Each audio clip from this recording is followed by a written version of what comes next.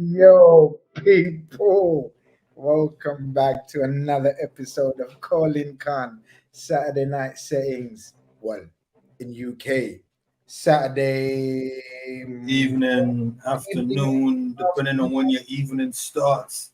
Oh, Yeah, it's one of them. okay. Good point. Good point. What time does your evening start, Colonel? That's what Nah, we it's want to know. usually it's usually like if you look at the clock, you cut it down the middle, 12 to 6, 9 to 3. To me, afternoon is between 12 and 3. Once you pass 3, that's evening. You know what I'm trying to say? Because I'll say Three. evening. Yeah, because evening is cutting into 6. Beyond 6 is night. Anything after 6 is night. You know, Doesn't it matter on the seasons? I hate it, but I always go by sunlight. sunlight. Nah, because when it's 4:30, don't tell me good afternoon. It's 4:30. That's good evening, man. You know, and then it'll be like 6:30. They're still saying good evening. I'm like, no, Mm, man, it's good night. Because if you go by the season, the night don't start till like 9 p.m. It doesn't get dark till 9 p.m. in the summer. So I'm just supposed to okay. just be saying good evening, all the way up to 8:30 that I'm saying good night. I don't know. It's a weird one. That's a good It's a point. weird one. It depends on it. People let us know actually. Maybe. When does your evening start and why? You already know the rules and regulations, people. We will be trying to get as many callers as we can, please, because a lot of people are saying, "Yo, we don't get enough time," and certain others are saying, "Yo, you're giving others too much time." But listen, we have our favorites. That's no Klopp has his favorites. Pep Mm, has his favorites. mm. Zuberi has his favorite. Mm-mm, mm-mm. I was You waiting for you to say do. that. No, don't Oh, say you that. do. Oh, you do. And I'm gonna be honest, I'm the only one that hasn't. I don't do favorites. Like I've had some good old friends in here, and I'm very strict with them. Like man's message me, and say, "Yo, Grizz, we call up your show. You don't let us on, man. Like we mean we went college together. We used to have chicken and chips together, and this kind of Bruh. business." And I'm saying, "Yo, new callers, channel members, those are the rules." You The know what's reason mad, why Grizz? people, the reason why people sign up to channel membership is to get interaction and preference on calls. So people, I ain't out here asking for subscriptions for nothing. You get interaction on all my social media. You get preference of comments, and you get to call in, regardless of how busy I am. Channel members have their say. So, we saying, man, we saying, bro. Grizz, I'm I doing the, what do you call those? I'm doing the campaign tour, right? For the show. I'm like, yo, you man see me. You know what time I'm on. You see how I look at football. You know there's no fluffing up the argument or the agenda. Come talk to me, man. I'm like, nah, man, we've been trying to talk to you, but your boss, you don't be letting us on. And I'm like, nah, man, I'll let the gaffer know to put you in the no, game. man. That's the greatest. Their man are like, yo, bro, talk to your gaffer because it's a joke. They're saying you're the gaffer, you're the boss, and I'm like, I'll let the gaffer know if I see you on the bench. I'll let the gaffer know to put you in. No, man. You know I don't roll like that, man. Come on, I let everyone Man, on, never man. say you got him on the bench, Grizz. So Captain Sal's in the building with that funky picture, and I don't know, Zuberi, what was your analogy of that picture? Or what did you work out? Seagull. Seagull. Yeah. Did he confirm it? He confirmed it. I remember he No, I don't think he did. I think he's and Captain Sal, man. I think he deserve a promotion. Maybe major Sal. okay. Yeah, but he might not want it. He might be happy. It's not like you, innit? You want promotion. You started off as the captain, now you're colonel. He might be happy with the captain. And we might talk about that captaincy of Liverpool, for example. Certain man don't Mm. want the captaincy or the vice captaincy. So that's a talking point. Let's go hit the like button. Let's rock and roll, people. That's what I'm talking about. That's what I'm talking about. People, the link to call in is pinned. The studio's full. So keep trying as time goes by. We will hopefully try to get as many of you guys in. Um, I know my channel members and I know my new callers, so they will be getting first priority. I know hell of you are regular faces, but that's not one of the criteria. That's not one of the regular criteria. Channel members and new callers. Yeah, man. People are saying, hey, people, Grizz looking hella Taza. You know what Taza? What's Taza? What's that? Yeah, that's what Is I'm. it a typo? Is it that many A's in there? No, no, no. People are calling me Taza. I'm gonna let all the top G's in there. Let you know where's my Asian people at. Let him know what What's that? Surely that's a typo, man. Taza means fresh. Mm. Okay. People, yeah, I had a fresh blade yesterday, done a little shape up. People already know I had a bit of a sad week, losing my dear auntie. So I just thought cheer myself up. She would have liked to see me look this fresh. She always thought I looked fresh anyway. But in her memory, I thought I'd put a little extra effort to make myself look fresh in my memory of my dear aunt. So you understand, I had to have a little fresh up. And by the way, extra fresh up today because we went to do some content filming with the Big Six, Colonel. And we done some soccer drills, skills challenges, checked my technique and this and that. I don't want to say too much, man, but I'm a little broke today. Yeah, elaborating and elaborating. I'm like, don't tell me, man, is sitting there with a cast on his left ankle. Bro, ain't no cast business, but my hamstring, my buttocks, my right, everything is it's not balanced. It's not balanced. You're in the recovery stages right now. You need to get your glucose levels back up, hydrate. Bro, ice bath. Ice bath.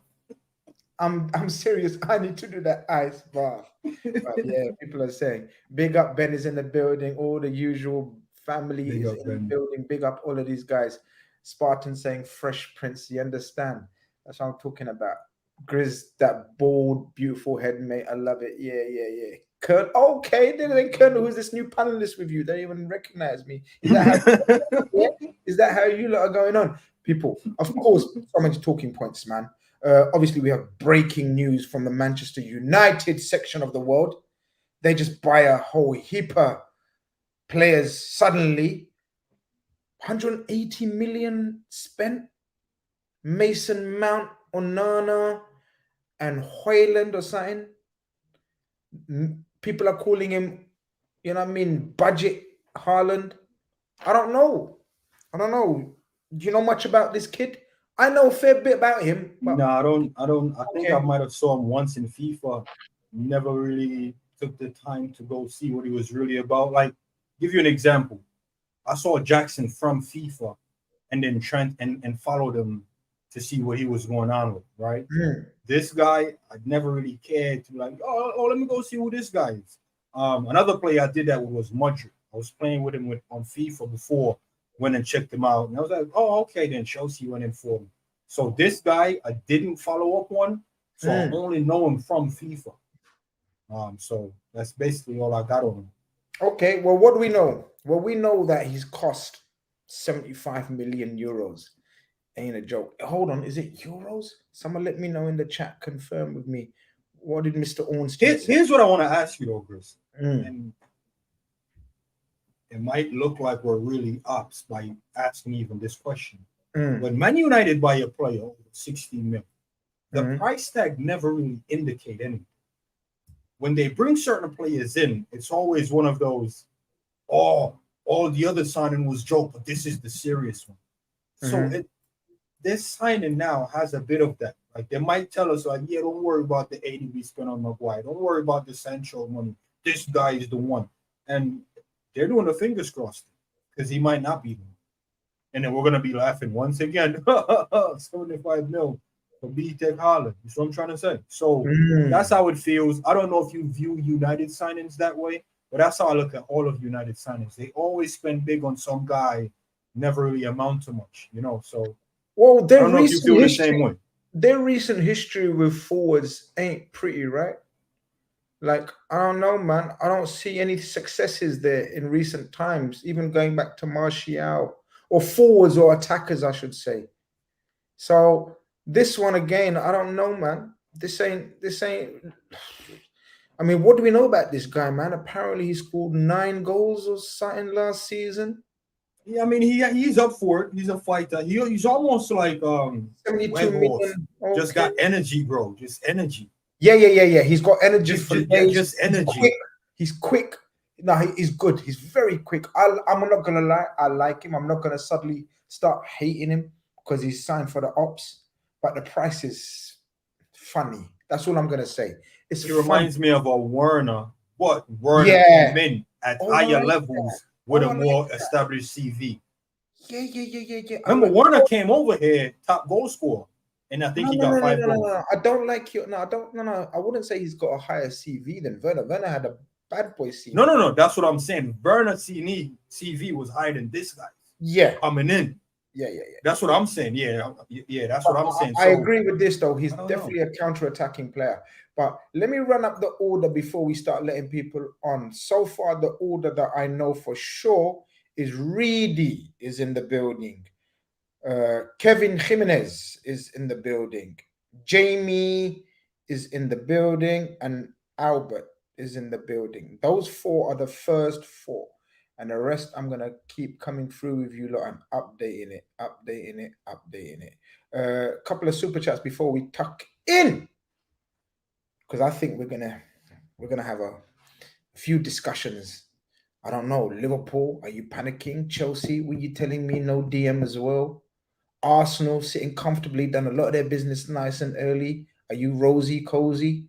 Man United going into the market big time. Suddenly you've spent close to £200 million. Does your team actually look bigger, stronger, better than last season?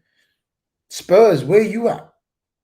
I don't know, man. Newcastle, where you at? Let us know. Ash says £400 million spent by ETH in 1 year after inheriting a £1 billion squad.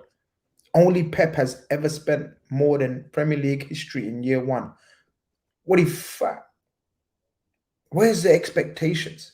Man United fans, tell us what your expectations are, because these are pretty much facts as far as I believe. Correct Ash if he's wrong. Where the man then, bruv? Where Natraj and Ducato? Listen, Grizz. I think I've seen the pattern. The pattern is they only turn up when they got their hands around a trophy or to us. They gotta run a game. They never show up like this, Wait. I think I see United guy in it still. We're gonna see. Okay. We're gonna see. Let us know in the private chat if we got any United people in the chat. ETH has now spent 435 million in a year. Pressure on. Really? No. I know you're Liverpool till I die, but can someone fact check that for me? Lord have mercy if that's true. So the pressure is on. Bro, is that 400 like in 1 year? Okay. Well, let's see what happens. All right, let's get some callers in. Guys, channel members, new callers will get priority. The rest of you, when it's your turn, I will let you know. Hope you enjoy the show. Here we go. First caller is in the building. Reedy, what are you telling us, bro? How are you?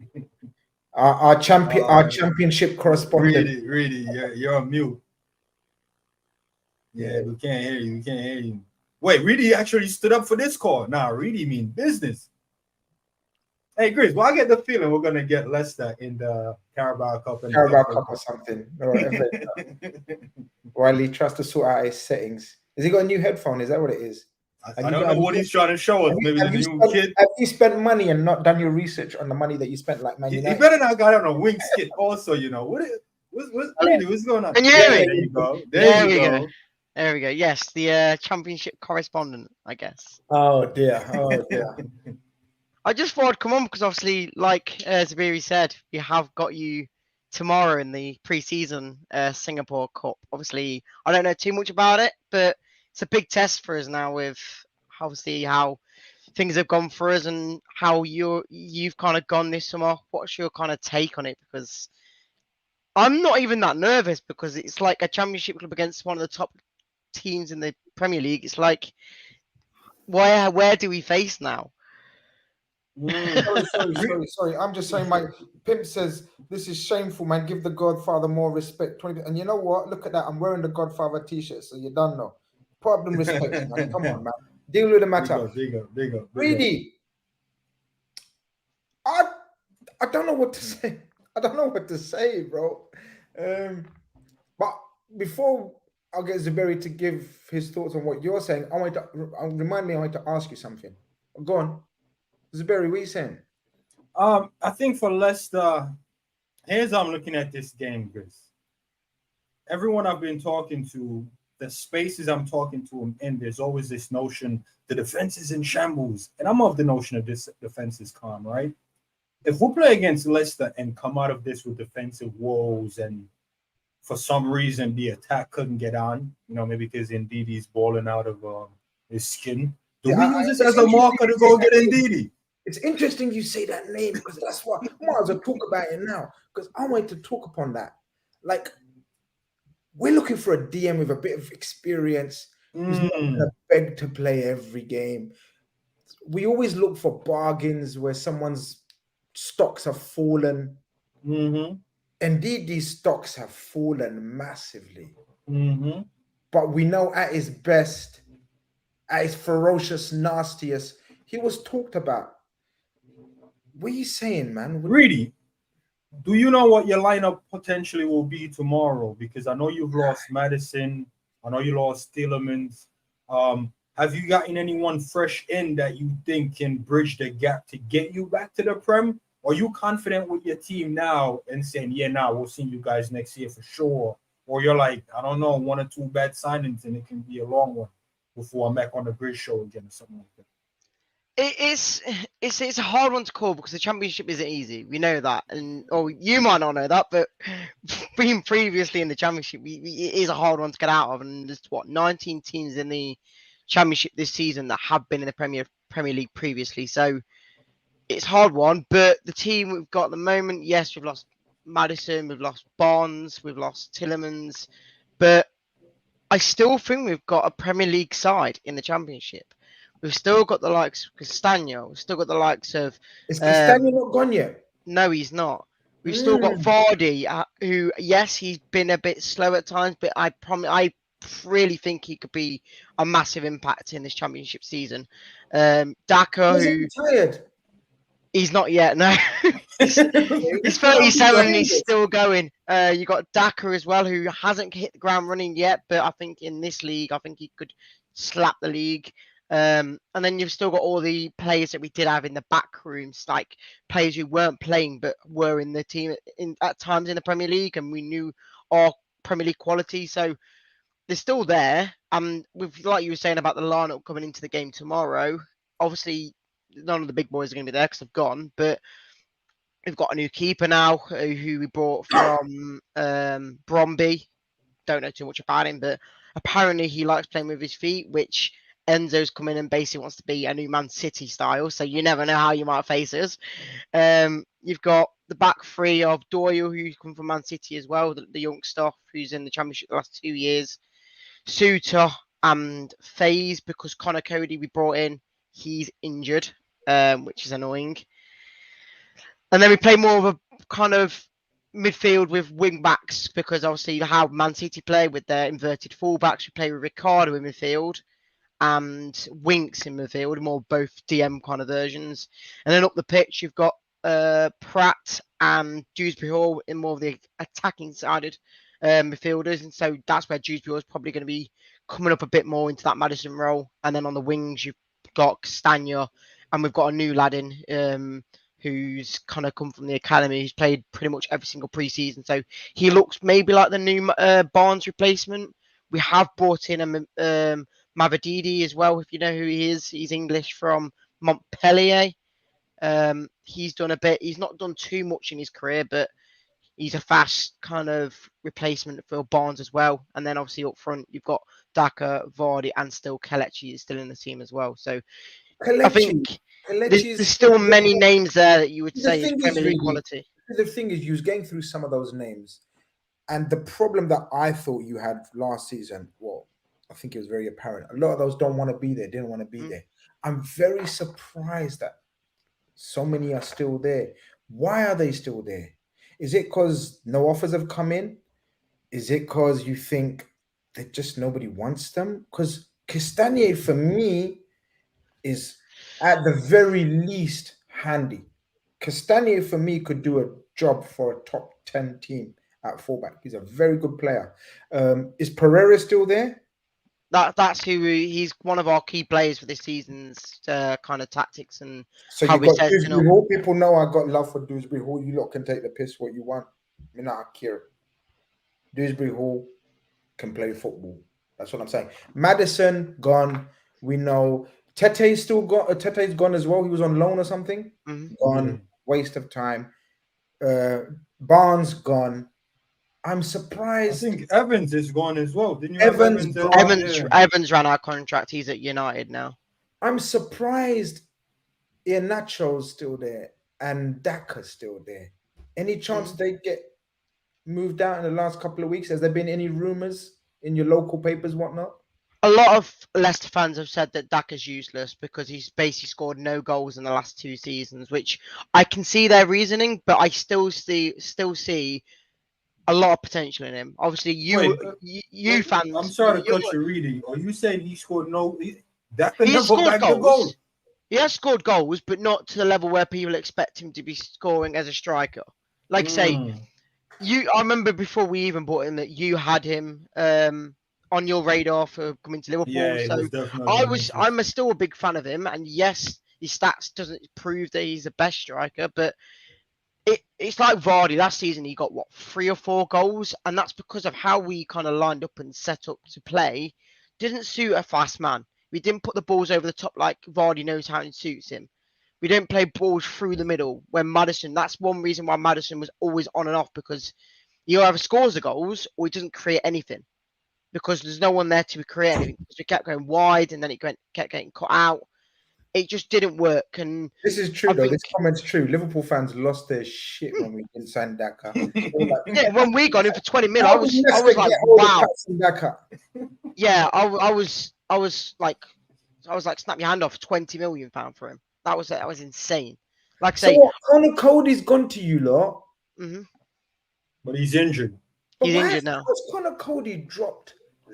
Like Connor Cody thinks he's a player, and Connor Cody thinks he's something. How has he gone to Leicester City in the Championship? So he was obviously at Everton last season on loan. Mm-hmm. His buyout clause was £4 million, and Everton didn't want it. I don't know why, but Wolves, I think, was running out. I don't know what the issue with Wolves was, but I'm not too sure how we got him. But I think it's a better signing than we did have with Evans, because Evans was getting injury prone left, right, and centre each year. He was rumoured to go to Everton, and I was just like, why would we get Connor Cody in and they get Evans when they could have just got Connor Cody in the first place? So obviously, Evans is now gone to United on probably like the Phil Jones kind of role, I guess. What role is that? Like just sitting on the bench doing nothing, I guess. In the bench, like Phil Jones. Like, what is that role by John Exactly. Like, that's a weird one. That's one of those. I'm serious. There's no other way of putting it. That's one of those friend for a friend, little money exchange between agents. I know you, you know me. There's just been money made from that. I'm telling you, look. Now there's no sense in any other way. Yeah, but like I said, I'm happy with how we've kind of recruited this summer. Obviously, we had an awful summer last year. We're only bringing in one player in root phase who basically gave you 2 goals, so you can have that what you will. But he's a good player, though. Yeah, no? I do like him. I do like him, and I think he'll be suited to the Championship like brilliantly. But it now, like your first question, Jabiri, was, do I think we're ready for the Championship? I think we are, and I do see us doing well, and I still think we can get straight back up. But it's going to be a challenge because, like some teams, I remember Middlesbrough last year, they were average throughout the season, and in the last 20 games, they went unbeaten in so many games, and they nearly got promoted. So you could have an awful start and still get into playoffs. It's that hard of a league. Before we let you go, I want to ask you that question, and I don't know if Zuberi wants to, because Zuberi has been championing this guy as well. Is there any chance of NDD coming back to the NDD, the Premier League? No new, like NDD at one. How old is he? What kind of injuries has he had in the last season or so? Why has he just dropped off so much? Ndidi, I think, if I'm not mistaken, I think it's about 26, 27, 28, that sort of age, I think. He hasn't been anywhere near his. You went through the whole middle-age years, man. You think he's 25? I don't know what age is. We Mid bought 20s. him. We Late bought him when he was mid-20s, quite. late We mid-20s. bought him when he was quite young, Yeah, and that's when he was in his prime, like playing time. yeah. And then he got injured a bit. Then he got injured a bit more. Then he got injured a bit more, and I think he lost his track. But this year, from what we've seen already in pre-season, he's becoming. Do you know the role? Like, I'm trying to think who it was now. Do you know Decore for Everton? He used to be a DM, Yeah. but now he's more of an attacking style player. In pre-season, he's been getting forward a lot, and he's scored the last goal in the pre-season game we've just played. What? So he's looking like that more progressive player now instead of more of a defensive role. I don't know why. Okay. Maybe that's NDD what 2.0. Enzo. I'll take that. That's maybe where Enzo's kind of going in for. I want you to be more attacking sided because his passing wasn't the greatest. So maybe he wants him a bit more forward with his height and how he uses the ball a bit more. I don't know, but in pre-season, it does look like he's more of an attacking, more minded midfielder now than more defensive. So maybe you see, like you say, a 2.0 version of Ndidi.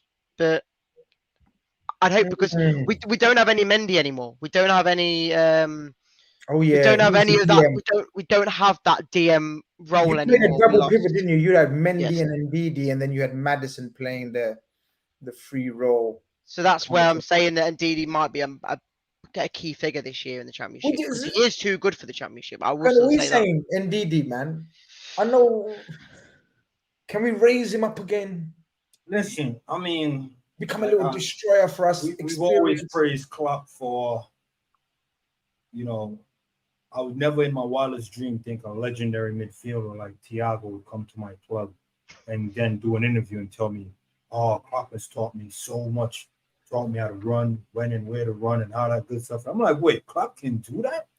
Klopp is teaching old dogs new tricks? Surely he can do something for him, D. You know what I'm trying to say? Because we've seen some levels and some glimpses of destroyer type of player in there. And if there's a manager that can do that, I think it'll be Klopp. A few years ago, when he was at his peak, and we were still looking, I can't remember who we got instead or something. But I've always wanted a destroyer. I've always said it. You know, was it before Fabinho? It must have been, innit? It must have been, of course. We never really had that type. Yeah, it's never before Fabinho. So, sorry, since Fabinho. So it must have been around that time. But obviously, we went for Fabinho. But indeed, he's fallen off so bad. Mm-hmm. Now I know he's not great with the ball, and I think that's his biggest drawback. He's just not got a good touch. No. Like that's maybe why he is going more attacking. I don't know, but that's what he's looking like in pre-season. I can't imagine him being very good attacking results. If you ain't got a good touch, I've never seen him strike the ball cleanly, or you know what I mean. I don't know. He's just a powerhouse. You know what I mean. He's a bit of a brawler and all that, but. Oh, Tielemans, what's up? Oh, he's gone to Villa. Yeah, Tielemans left for Villa, man. The thing with him, before I go, is as much as he wanted good football and a good club and the best leagues in the best kind of tournaments in the world, he just didn't want to move because of his family, which I get. And that's why he's kind of just gone sidestep to Villa. That's kind of what he's done. But actually, I know they're in the Conference League or Europa League, but. Yeah, it was more just him. Well, he's cooking something. Emre's cooking something over there. He's got a nice little squad building over there. So Tielemans might be, I don't know, man. Let's see what happens. Reedy, man, I wish you the best, man. I even think, hopefully, hope you win tomorrow as well. Like, hopefully, it just shows a bit of a sign of how we're going. But again, pre-season's pre-season, isn't it? We don't know what's going to happen. You could play awful. We could play awful. It doesn't really matter until the first game of the season kicks off. It don't really, you know, as I said. It'll be one of the few times I think, you know, Leicester, can't beat us. I don't give shit. And as long as we have no injuries and everything's good, hope you come back, man. As I said to you before, I worry about your football club. Once you're gonna go down, you're gonna go down. I hope you don't go down. Hope you come back up, but I fear the worst, man, bro. I'm 75% always right. But let's see how. Hopefully the 25% goes our way. There's the 25%. Yeah, I'm going to be called the 75% man. But really, pleasure as always, man. Big up yourself. Nice one. You're a gentleman. Look after yourself. Take care. Yeah, man. Ndidi's one just bugging my mind. I don't know why. Just I'll use a different player to level out the Ndidi thing. Connor Cody, I think, he started at Liverpool, if I'm not mistaken. And then he went Wolves. Then he went Everton. Now he's at Leicester. That's how players drop off sometimes. You don't have to move to a lesser team to drop off. Just players moving around and coming to where you are. You're like, yo, how am I next to this guy? And that's when you realize, now I've fallen. That's what I'm trying to say. So think of the drop from Cody's career for him to end up where indeed he's at. Just kind of shows. So he might have thought things as good as just, the team and the team can get back to it. Nah, bro, might just be your level, So, we'll see. Fallen Eagle says Ndidi has a good first touch. Brother, no, he hasn't. That Eagle probably has a better first touch than Ndidi, man, on your feet. You get out of here, man. No, man, indeed he's not that bad, man. Leicester was getting overrun. Look, Mitch, we're just having discussions, my bro. We're not saying Ndidi is the answer to our problems or issues. Nah, wait a minute. Are you guys tuning in, listening for the player to get hype about? No, we're just talking. Look, we're just discussions, man. Yeah, Grizz like Dewsbury off from Leicester. I like Ndidi from Leicester. There you go. I've never heard Grizz say he wants Dewsbury all at Liverpool. Oh, you haven't? No. I just said the same way I've never said I wanted Ndidi. Exactly. Australian Guna is smashing it, and he's saying, "Are you serious?" And I'm serious with him. Are you 426, 104 likes? Are you serious? Hit that like button, people, man. Big up Australian Guna. You know what I mean? Tell us how you think, Australian Guna, man. Let me know what you're saying. What are you saying about Arsenal? Arsenal. I know what your feelings are towards Arsenal, but they're looking cozy, rosy and so. No, I'm not trying to. No, you're not doing it. Looking cozy. Nah, Liverpool's looking cozy. No. Next caller. Let's see what this next guy got to say about it. Just quick, because I joined the stream. I'm hearing Ndidi. No, but we just had a Leicester City fan on. Reedy is an OG of the channel, and we're just talking about Leicester, man. People, come on, man, get real. Hoiberg better than the Uruguayan Andy Carroll. Lord have mercy. Okay, no problem. Hope he gets the same figures that Nunes got in the Butters Liverpool team. That's what I'm saying. Was it 15 goals and 4 assists or something? Yeah, it wasn't bad first season numbers. That's what I'm saying. Those numbers, I'm gonna keep a keen eye on those numbers before you United fans talk.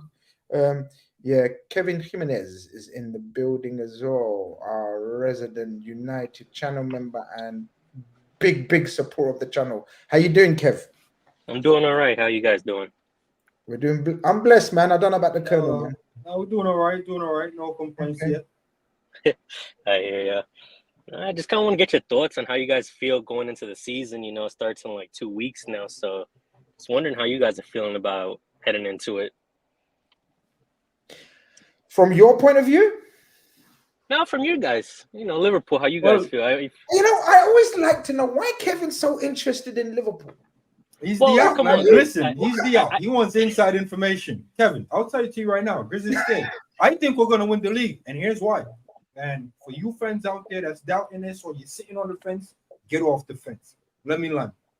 Liverpool have so much combinations going forward into this new season, more than Klopp has ever had and ever used. And the amount of combination we're using in preseason, it got me very excited for this season. We could pick up 3 trophies. I don't know which 3, don't care, but we can pick up 3 trophies because we're not the same Liverpool that some Everton manager can go, they're easy to play against. I'm telling you, our combinations moving forward is on a whole nother level. And Kevin, I'm just saying, you might be holding a lot more coming this season, though. I'm just saying, different settings. I think you guys have improved.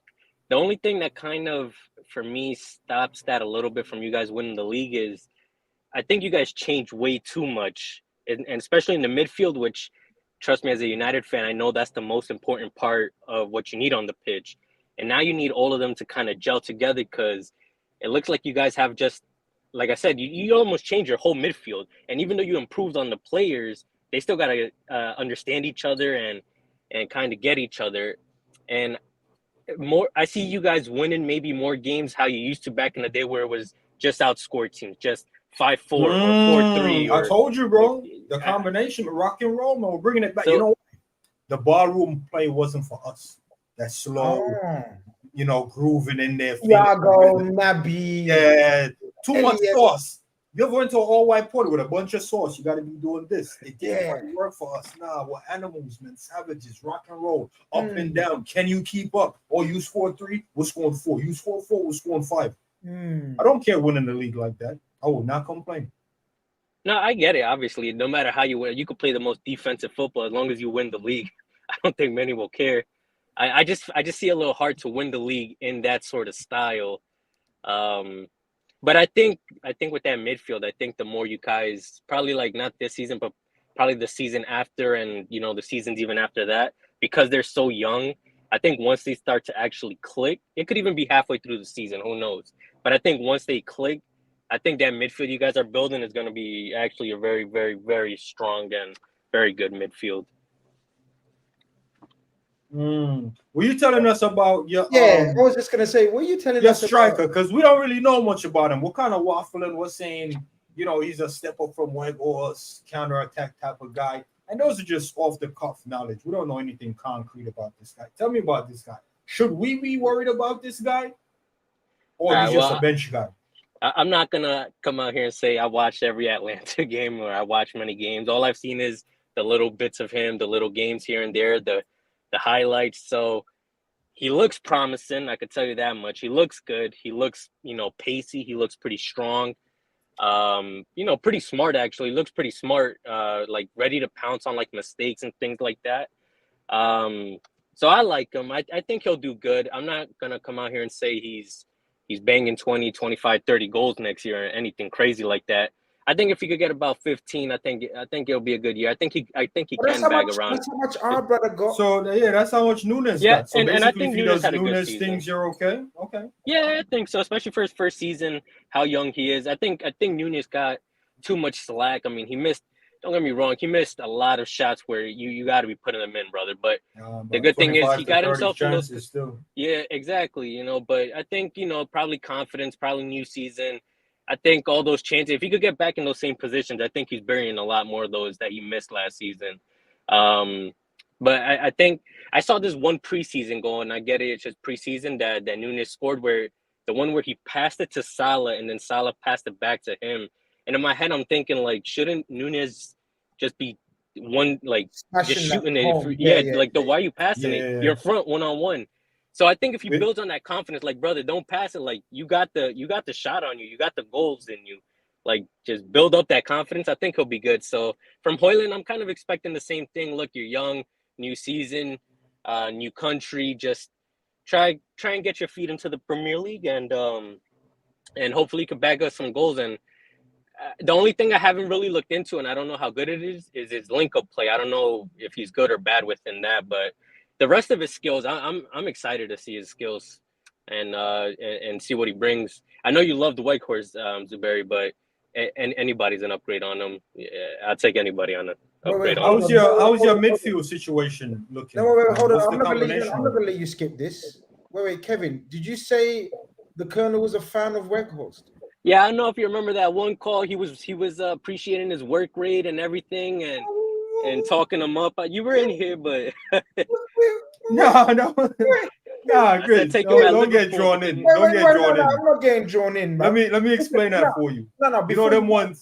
The reason why I am gonna get drawn in because we've given you glory for your bad boy shouts. You've made some calls and they've come through, and we've praised you on this show. So talk to us about this Weghorst one. It's one of the ones where United was down and out. Like, you don't want to see your ops in the mud. So they had nothing to hold on to. Grizz. Yeah. What are you saying about Weghorst? They had nothing to hold on to. So because they had nothing to hold on to, and I felt bad. I was like, nah, but you got Weghorst. He's got work rate. He's got work rate. You praise his running so much. I know you're a fan No, of him. So. You know, it's one of them ones where I do it for Fred as well. You know, I'm talking to my Oh, you do it for Fred as well. yeah, and they'll be like, "Oh no, man, we need to rebuild this midfield, man. I'm tired of this McFred." I'm like, "Nah, but McFred brings energy. They run. They're never tired. They never sweat. They're always available. That's Yeah, something." screw that energy, man. You got to have some skills with that energy to do Kev, I anything. want to So ask. Kev, I want to ask you. You've done a whole heap of business to the tune of close to 200 million. Yeah. Is your team actually that much stronger than last season? Your Uh, former team? I think it is, but only seeing them in the league games will actually prove that. You got to remember where. Hit us with your predicted lineup if everything's everything. Okay, and this is like including signings we might bring in and stuff. No, because you ain't bringing in mites. You bringing in what you got. Well, I think Amrabat might will actually be here, but I'm not so sure on that. I don't even know if he'll be in the starting though. I think he'll be rotated if we do bring him in. I think it'll be Onana. I think it'll be Wan-Bissaka, Varane, Martinez, Luke Shaw. I think it'll be Casemiro. Might be Bruno in that 8 role, but I'm not 100% sure. Or Mount. And then the other guy would obviously be up front, Bruno or Mount, whoever's not in the 8. It'll be Hoyland. It's got to be Rashford, and then on the right, I'm gonna assume it's gonna be Anthony. So that's how I see it as of right now. But I mean, you got to realize that we're also bringing in, for example, if you bring in Amrabat, and now we're putting a couple other players on the bench, we have a little bit better rotation options that we can I hear that we can play what with. happened to the Sabitzer guy? Was that just a loan move? No, yeah, it was just a loan move, but Dortmund, Leipzig signed him up, or Dortmund signed him up. One of the German teams signed him up. I can't remember now. Right, hold on, you guys are cutting up on my end.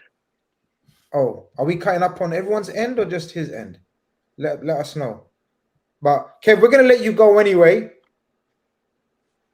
Kev, I don't know if it's me. Let me come back out and come back in because wait, say something again. I think I'm good now.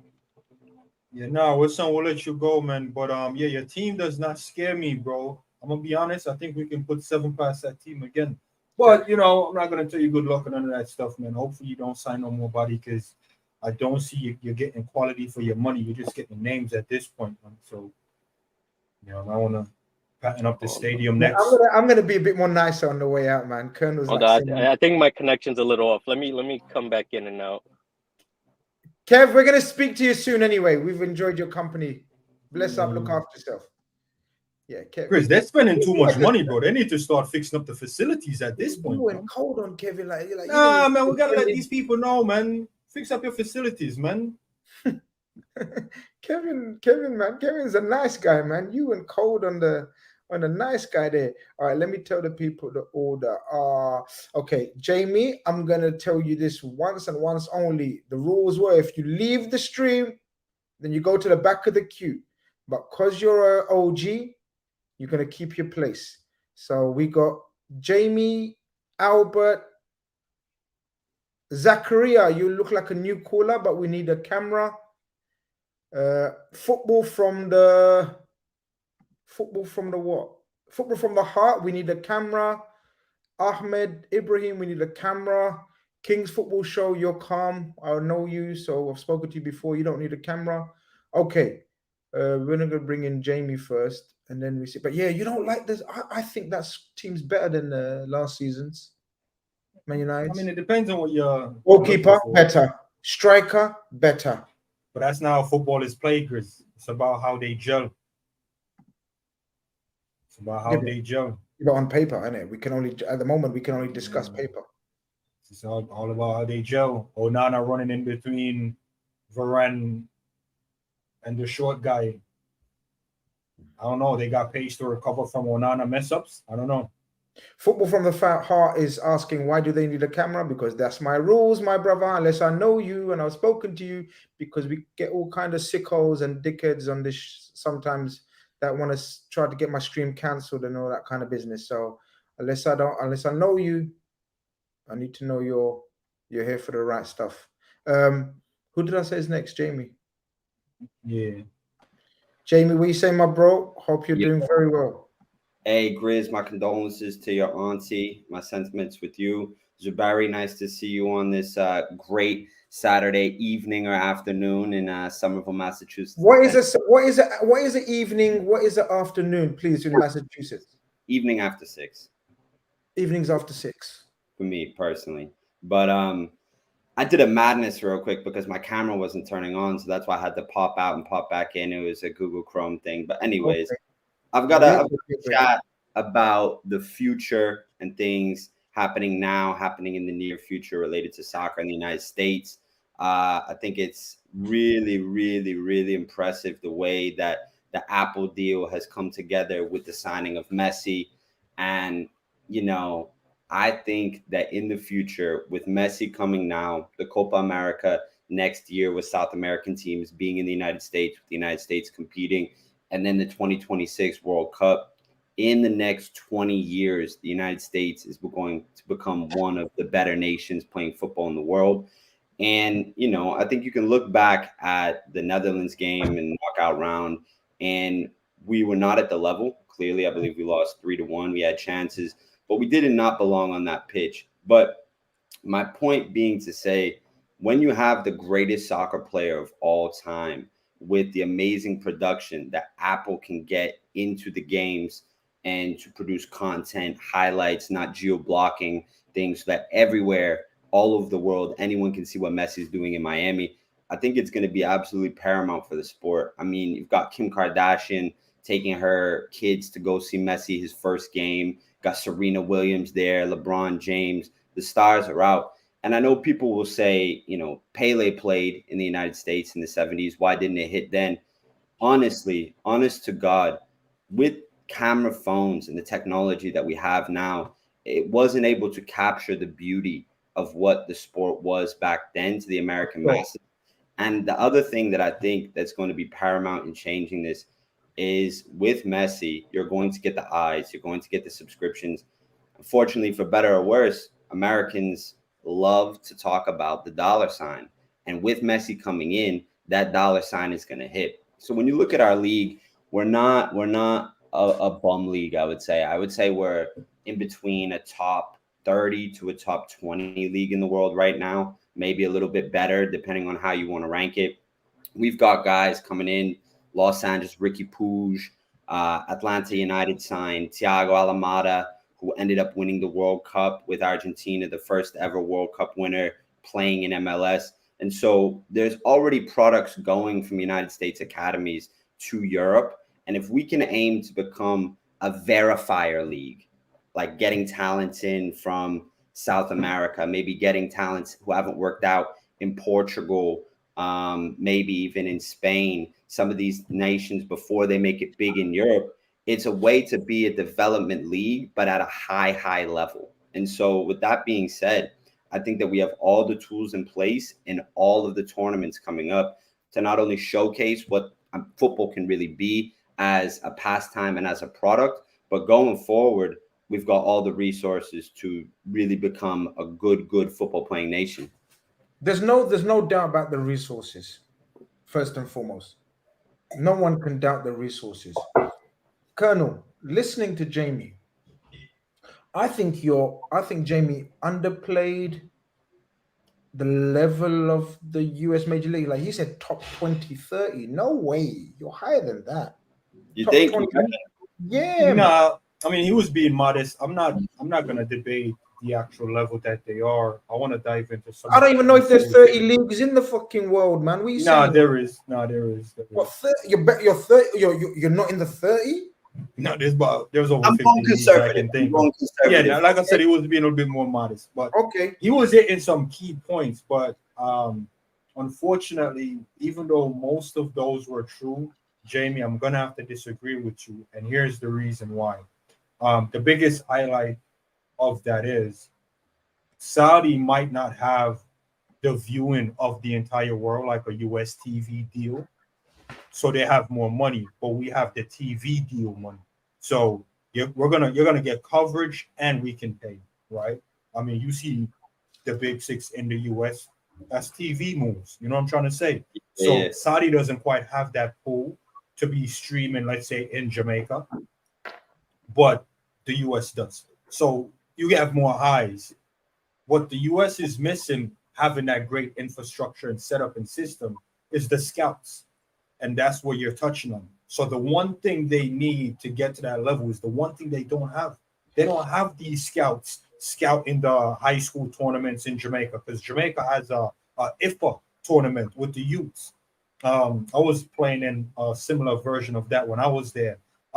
Most of these Spanish countries have that as well. So if the US wants to be on top of it, they're gonna need to invest in these scouts, maybe kick up some, fourth to 10th year agency where player agents and scouts become a big career here. So that's not actually a career here. When I first moved to the States, they was pushing me into baseball and tennis because my family didn't believe soccer was gonna be the sports it is today. I probably should have stick to my guns, because even when I was in college, they were still trying to get it going, but it just couldn't click. It still can't click, bro. Especially with Saudi knocking and can just buy out these guys. It's gonna come down to two type of things. Do you want to play for the money, or do you want to play for the love of the sport? So I think that's gonna be where it gets interesting. But it's all great points, man. I think it's gonna be a good moment for the US. But let's be honest, the same way they mishandled it with Pele back in the early days, I think they will fumble it again, because ESPN does a bunch of the FA Cups and some of the League Cups. NBCSN does the Premier League. For the World Cup, even USA is starting to show some of the Prem games that they bought off in the NBCSN. The World Cup, they're going to be squabbling between the networks, who shows what game, who shows what. And I feel like it's going to be mismanaged. They're not going to quite capitalize on the real project. So I'm trying to say, Grizz, they'll build up stadiums, they'll get the infrastructure, the commercial deals, the branding deals. But the key thing is, who's going to play for these teams? Who's going to come in? Who are the new prospects? You can't just keep grabbing retired guy and bring him over. You need to build from within. And there's no building from within. Like you said, all the young talents, they're going overseas.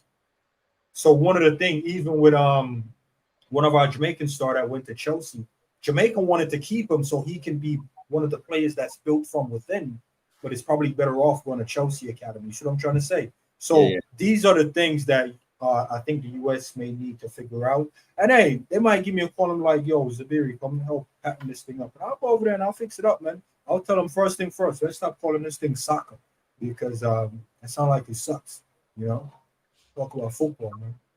So that's what I think about it. I hear you on your points, Zuberi, and I think it's changing right now. I think this is a crucial period, because we are getting some of these guys in before they go to Europe, or players who might have been scouted, under 23s, or who already had a stint in Europe. So the quality overall is rising. And I know that there are players going from United States academies directly to Europe, players playing in MLS at 17, 18, 19, 20, going directly to Europe. And if you compare with Saudi, I couldn't name a single Saudi player who's gone from the Saudi league to Europe. And that could just be my ignorance and not knowing the Saudi league and me knowing the American league a little bit. I agree. I think there's lots of room to improve. But if you look at the colleges, if they can somehow find a way to integrate, not only the biggest problem with the United States that you touched on is the massive amount of space. Where imagine you're a kid in rural Idaho, right? This is a random place in the Midwest of the United States. Unless you get lucky, or unless you have really good highlights, it's going to be hard for you to get picked up by anyone. So circumventing that is going to be a huge issue. But I really think this next 3 to 4 years, we will see the fruits bared in 20. But that was my United States international point. The last thing I want to say before I go is Liverpool related.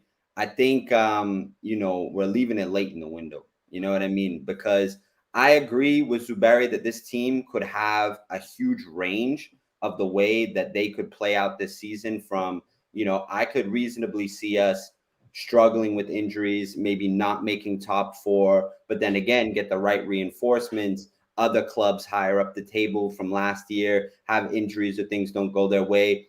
Maybe we can capitalize on something for top 4. Crazy scenario, wouldn't rate it that high, but a league title chase, because we do have parts still from teams that have competed. But if we're really being honest, we're short a defensive midfielder, really probably two, right? And then maybe even another midfielder, because we don't have any muscle midfielders. We don't have any muscle midfielders, and our midfield is the I like best. that term. I ain't heard that term. Muscle midfield. No, I'm Yeah. serious. I've heard destroyers. I've heard pressing monsters, tacklers, ball winners. I ain't heard. Why are you laughing? I'm being No, serious. because the first time we dropped the intro, somebody said it. He's like, "Rah, Zabiru got muscle on him. Put him in the sixth." I wasn't quite thinking about it, but now you say it. I'm thinking like, that is what we need. We don't even need a destroyer. We just need a guy with muscle in there. No, but it's not. Look, okay. I know Jamie meant more than just muscle. But you know what I mean. I know exactly what you mean. That Gini Wijnaldum thing. You know what I mean? I feel like we played our best football with Gini Wijnaldum in the side, and we've never really replaced him. And then going back, we've got, Matip and Joe Gomez as our backup center back options. I don't know how we all feel about them right now.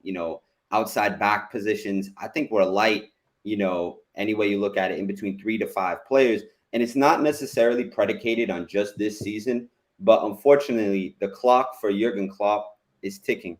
We've got 3 more seasons of Klopp. So the way I see it, we need to get at least 3, could be midfield, could be defense, to have a go in the next 2 years going for the biggest trophies, because I see this year as a get back on track year.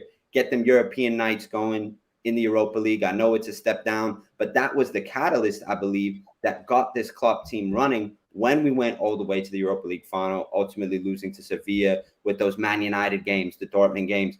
The European nights really get this club going, and it builds into the games that you play. And so I think it's absolutely pivotal that we get our business done now for the next 3 years. Because if you're going in having holes to next year, you've got 2 years left of Jurgen Klopp. And I really think we can go at the Premier League at least once more and the Champions League at least once more. But we need to get them bedded in now. No, fair points, bro. You've made some fair points as usual. You always make sense when you talk. That's what I love about you. And we will discuss and hopefully bring up these points more, man. I agree with a lot of what you've said. Jamie, it's been a pleasure, my bro. We catch up real soon. Look after yourself. Look up Jamie, See y'all later, fellas. Have a good one. Take care. All right. Oh, that US show. Jamie will be another willing participant. Something to think about. No, let me know, man. It'll be fun still because I might be moving to the Boston area in Massachusetts. Oh, get out of here. How they say Massachusetts. I want to just out someone in the chat, man. 1 second. I want to out someone in the private chat. This guy called Football Fran from the Heart. Remember I said, look, I need a camera for everyone. And I said, look, this is how the rules are. Unless we know you and spoken to you before, we have some issues. You can turn off your camera once we've spoken anyway. It's not a problem. You don't have to have it permanently on. My man's been telling me about how he comes on this channel and that channel and this channel, and I speak about this. I don't give a shit, bro. I don't give a shit. Go to them channels then, innit? On my channel is my rules. Then he goes, can we compromise? Can I ask you questions via this chat? You could do what you want once you're on, but to be on, you need a camera. Then you can turn it off. And he's like, oh, this is a call-in show. What is this rule? My brother, it's my show. It's Kall-In Khan. You ain't calling your mom and dad. You're calling Khan. Calling your mom and dad. So I just had to boom out the chat. Go back to your channels that you go on, because on my show is my rules. It's your say, it's your opinions. You do what you want. You have the freedom, but don't be coming on rude and disrespectful. Nah, you know it's mad. Some places you get charged subscription, you get charged to enter. The admission is alike. Would appreciate if you share the content. To call in, just let us see who you are. Come talk to us. No, I ask don't know questions. But we know why we know why we want to. Yeah, but we don't have to elaborate on that. But what I'm just saying, it's not a big ask. Yeah, but people might think, why you need a camera? They're right. You don't need a camera to talk to us. Like, continue talking to us. but we just need to know that you ain't here to muck about. Like we've had incidents in the past. That's all we're saying. My guy's giving me a lecture in the private chat. You lot can't see this. Is running off his mouth to me basically in the chat, saying, "Yeah, what do you mean? Like, what do you mean?" I was like, "What do you mean? What do you mean? Get out!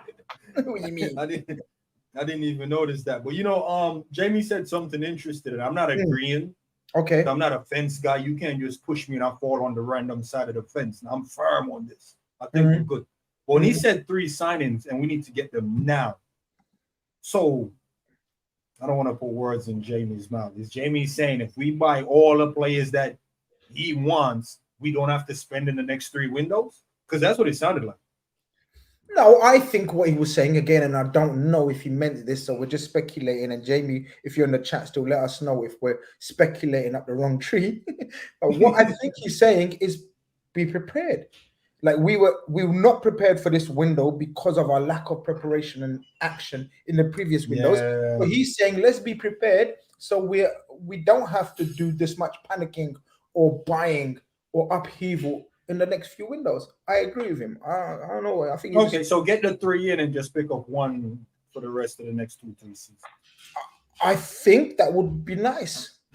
I think that would be nice. All right, let's do some order because we have some new people out. People have kicked a few people out. Got new people. All right, Albert is next. Then we have Ahmed, Ibrahim.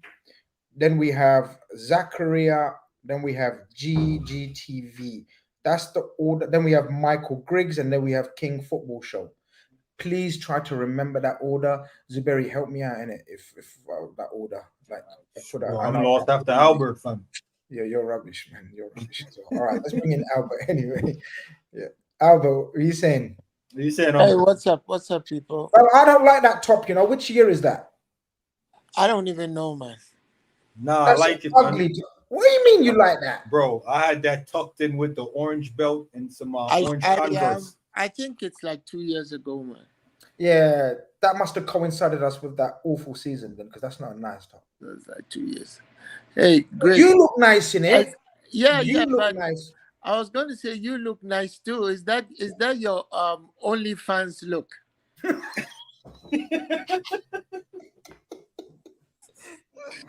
Why did I come for Albert? I should have known he's gonna come back with an extra. You look like you're just about to launch your OnlyFans channel. But see, I tried to save myself by saying I like you, Albert. You look good, but that top. I like you too, Grizz. You know that. Well, at least you got a subscriber already. I just think you look too clean for me today. There's something wrong, man. I'm beginning to like suspect something's about to happen. No, nothing going in, man. Nothing going in. Just you look nice, though. You look nice, man. Thank you, sir. You look good, bro. You, sir. I scrub up well, yeah. You look good, bro. You look scrub up well. Zuberi, how are you? Good. Hey, I'm good, man. Good. You know me going around putting out the loose doubters and the fires and motivating the people and letting them know, you know, if you're a Man United fan, basically, if you're anybody but City, you should be worried. That's all I'm trying to say. You know, once again, I don't want to sound like I'm being the agent of gloom, but I think Jamie has said a few things that I was about to say. Don't do me like this, think, man. Listen, Zuberi, look, this was supposed to be a rebuild. Not a tear down, right? 5 to 6, what is it? 5 to 6 midfielders gone. We've only got 2. Even if we had 1 DM sorted out, I wouldn't be saying much. If we had 1 more central defender, I won't be saying much, because I don't worry about our forward line. We will always score goals. Are we going to go back to the days when we were winning matches 4-3? 5-4, 3-2. Is that what we're going to do? I just want to, you know, I think that we can't get away from spending to get what we want. So let's go out there and spend. I'm not saying we should do a Chelsea. I'm not even saying we should do a Man United, because Man United have a habit of also spending foolishly, if I could use that word. I won't be paying 72 When it's million. United, you can 100% use the foolish word anytime you want. When it's Yeah, United. I won't be paying 72 million pounds for Højlund. He's unproven, untested, and I guarantee you he's not going to amount to much. But how about the 50 million for our DM? Because that's the best we can do, right? Let's stop haggling over 5 million, 3 million, 2 million, because now we have Chelsea in there muddying up the waters, right? And if we had gotten this thing over and done with, this kid will be in Singapore right now, testing its metal against Leicester tomorrow. That's all I'm asking for. I listened to Klopp's interview today. I was very encouraged because it appears that. And look, one day I know I'm going to be proven right because I've always been saying that Klopp is on these what do you call content creation channels that we've been, because the things that we've been worrying about are the things that he's worrying about. Today, I told Grizz Klopp is listening to me. He didn't believe me. Listen, I'm more than convinced. Klopp said today, he said something that I've been saying. He said, you guys wanted the changes. Now the changes are coming. You're worried. I've been saying that we called for the genie. We rubbed the bottle. The genie is out. And now we want to put it back. He said, well, we know the problems with the midfield. We are trying to get resolutions. So I'm good with that. Only thing is, I want some expediency, man. I honestly don't want us to do improvs at Stamford Bridge. We need to win that match, and for me, that's about it. But apart from that, I'm looking forward to tomorrow. And he's also said one thing that we all suspected, that Trent is going to go back and play the fullback. Trent is going to go back and play as that was one of the most significant parts of what I heard. The rest was normal and usual. Sorry to interject. Sorry, only with your Kev. I got permission to interject very quickly. Go ahead, please. Or shall we let him finish off his points? Because Albert makes mad points that I want to discuss all night. Well, the two I'll touch on real quick is Chelsea. I've interrupted. Let me finish. I've interrupted, so let me finish, and then I'm going to keep quiet because I'm so sorry. Bad habit. Slap me. Albert, you know that point about the Trent going back to the thing. Zuberi, remember we were talking about it last couple of shows. We were saying we're going to keep a keen eye on, see if he continues to play the number 6 throughout the preseason. He's pretty much put that to bed. Like he's saying, yeah, we experimented. We're going to keep our options open, and now for the next couple of games, we're going to see Trent back in his normal role. I think that probably deads that opinion that Trent is going to be a DM moving forward, which also it inadvertently encourages us. I think that we're going to buy a DM to play that role as opposed to rely on Trent. That's me done. Sorry, Albert. No, that's not what he said, Chris. Don't you ever twist my manager words like that again. That's what I think. I'm telling you what he actually said. Go on. What he actually said is Trent can play 6, but we'll put him back at right back, because here's how I heard what he said. Trent can play the 6. We've seen him there now. We've seen what he offers. Obviously, no final product in the team, barring Alisson and maybe Salah. Everybody else has room for improvement.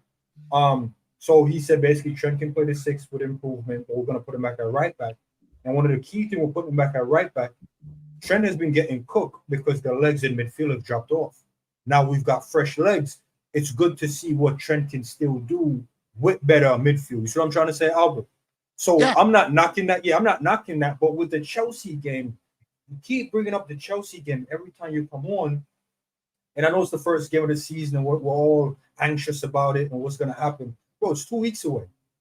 And when I tell you anything can happen, from you being completely secured based on signing to game day before certain players aren't available, I'm not really focusing on Chelsea right now. I want us to get through this training camp, and then I'll be worried about Chelsea. And I know it doesn't give you a lot of time to really think about Chelsea or worry about Chelsea, but that's what preseason is about. You can't just overlook. There's about 3 games of football that's about to be played. almost 300 minutes available to some of these players to play before the Chelsea game. I want to see how they get on in those 300 minutes. That's what I'm looking forward to see. Chelsea knows his start, but stick a pin in that. Let's get through these almost 300 minutes of football to play and see how many minutes certain guys get, how they handle that, and how they recover. I'm confident, man. That's Chelsea with Pochettino. I don't want to harp on it too much, but Albert, let's focus on these 300 minutes. Because you know why I want you to focus on these 300 minutes? Because I want you to tell me who can cut it, who can't cut it, who you think should be relied upon, and who you don't want to see coming on in a moment when we need to change the game. If you remember some of my conversation about Milner, remember Milner coming on 2-0 down, you know what that game is going to bring you. The next time we talk, Albert, after preseason, those are some of the questions I'm going to be asking you. So I'm challenging you now when you're watching these almost 300 minutes. See if you can see who we can rely on and who we can't rely on. So I'm trying to say, because my brother, you've been a soldier before, right? Yeah. Once upon Do a time. you go into a live fire exercise with wooden tanks? Is that what you do? Well, I'll tell you this. There's a saying: we train as we fight. Exactly. So the way the way preseason played, you train with the personnel, you train with the equipment. When you do live fire exercises, you're actually in danger of getting shot yourself by your own people. So what I'm saying is, let's do the live fire exercise with the personnel. I want to get through the 300 minutes as well, but I want to get through the 300 minutes with the people who are going to show up at Chelsea. Now, to your point, what you heard from Klopp, and I'm going to make it even better than that for you, is he was saying that I'm reverting to type. I didn't want to say that. I purposely That's what he avoided said. that. That's the one sentence he said. He said, I'm reverting to fucking type. Yeah, to sum it up, I'm reverting to apart type. From what he said, I can safely tell you the three people who are going to be in the midfield against Chelsea. I can tell you that right now. You can mark it anywhere. I'm gonna mark it right now. Let's do this. Let's do this. Yeah, it's gonna be Curtis Jones. No. Where's Curtis Jones playing? Well, let him finish, man. You might do that. Why Relax, you my talking brother. like me? I go quiet. You start. It's gonna be Curtis Jones. It's gonna be Alexis and one other. No, you don't do you one don't other. know. No, don't do that. Of course, I'm talking about Zoboslai. Who else am I talking about?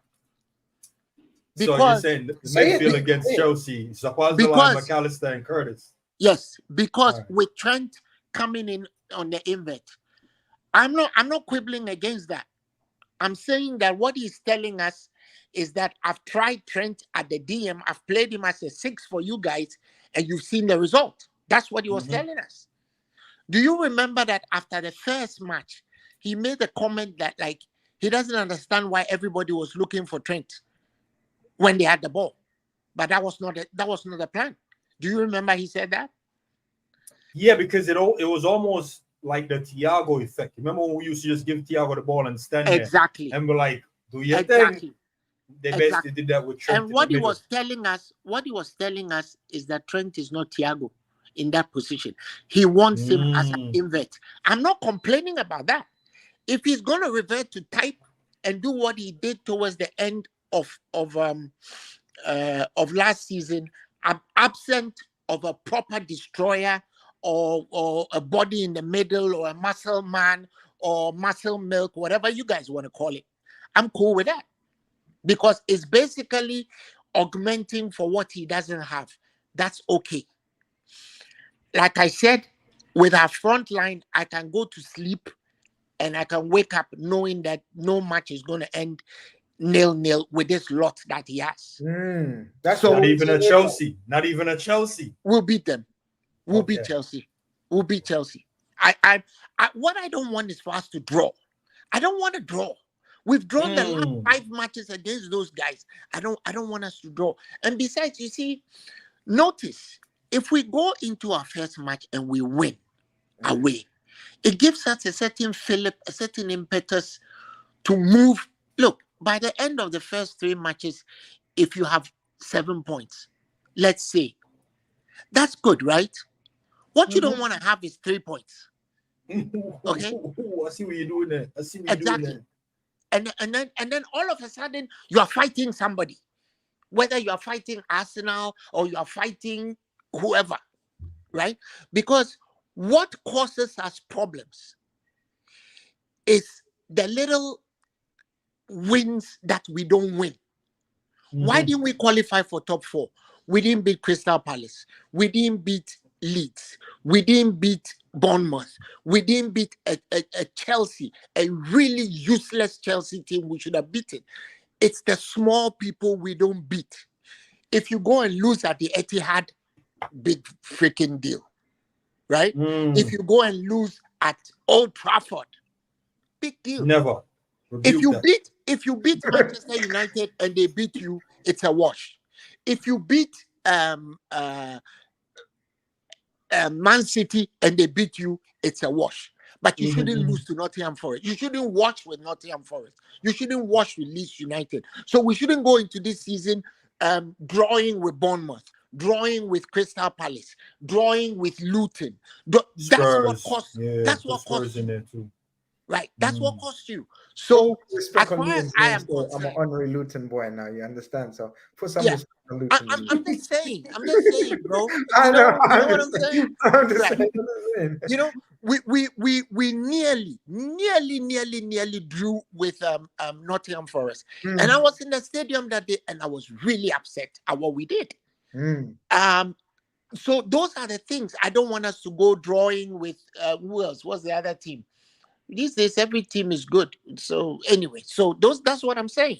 Let's jump ahead of the curve with the first match. Let's go and make an announcement at Stamford Bridge that we are back. Can you imagine a three zip drubbing of that lot?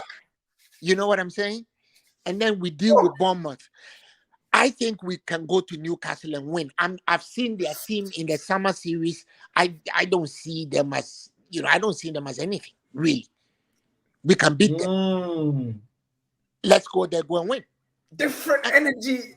And then we're talking. Albert's come with different energy this and then we're talking. But basically, Albert, the way you're cooking right now, right? And I don't know if this is with the new tanks or the wooden tanks, but the way you're cooking right now, as far as the first 3 games, it sounds like we're gonna win the league, bro. We're challenging for the league. What the fuck do you think I'm talking about? Man. Hey. I'm just saying, I don't know if it's with the wooden tanks or the big tanks. Do you honestly think I'm sitting here thinking we're challenging for 4th place? That's what we did last season. We're challenging for 4th place. We ended up 5th. No. Challenge for the league, man. What's stopping us? What's stopping us from beating? What's stopping us from beating as many teams as we can beat? We guaranteed we're going to lose some. We're going to get some injuries. That's why we need the squad depth. You see, I'm going to give you one situation analysis that a lot of people forget. This is what we want. When we beat Barcelona 4-0, right? Do you recall that Salah didn't play? You recall that Salah and Bobby didn't play. Under normal circumstances, would you have ever said that we trounced them 4-0 with a lot we had? Gini didn't even start. No, he didn't. Yeah. Okay. So squad depth is important. You don't put yourself in a situation where somebody gets injured and then that's the end of you, because it's happened to us several times. At a point in time, we had Fabinho and Henderson as our central defenders because we didn't have the depth to replace injured players. Let's let that not happen again.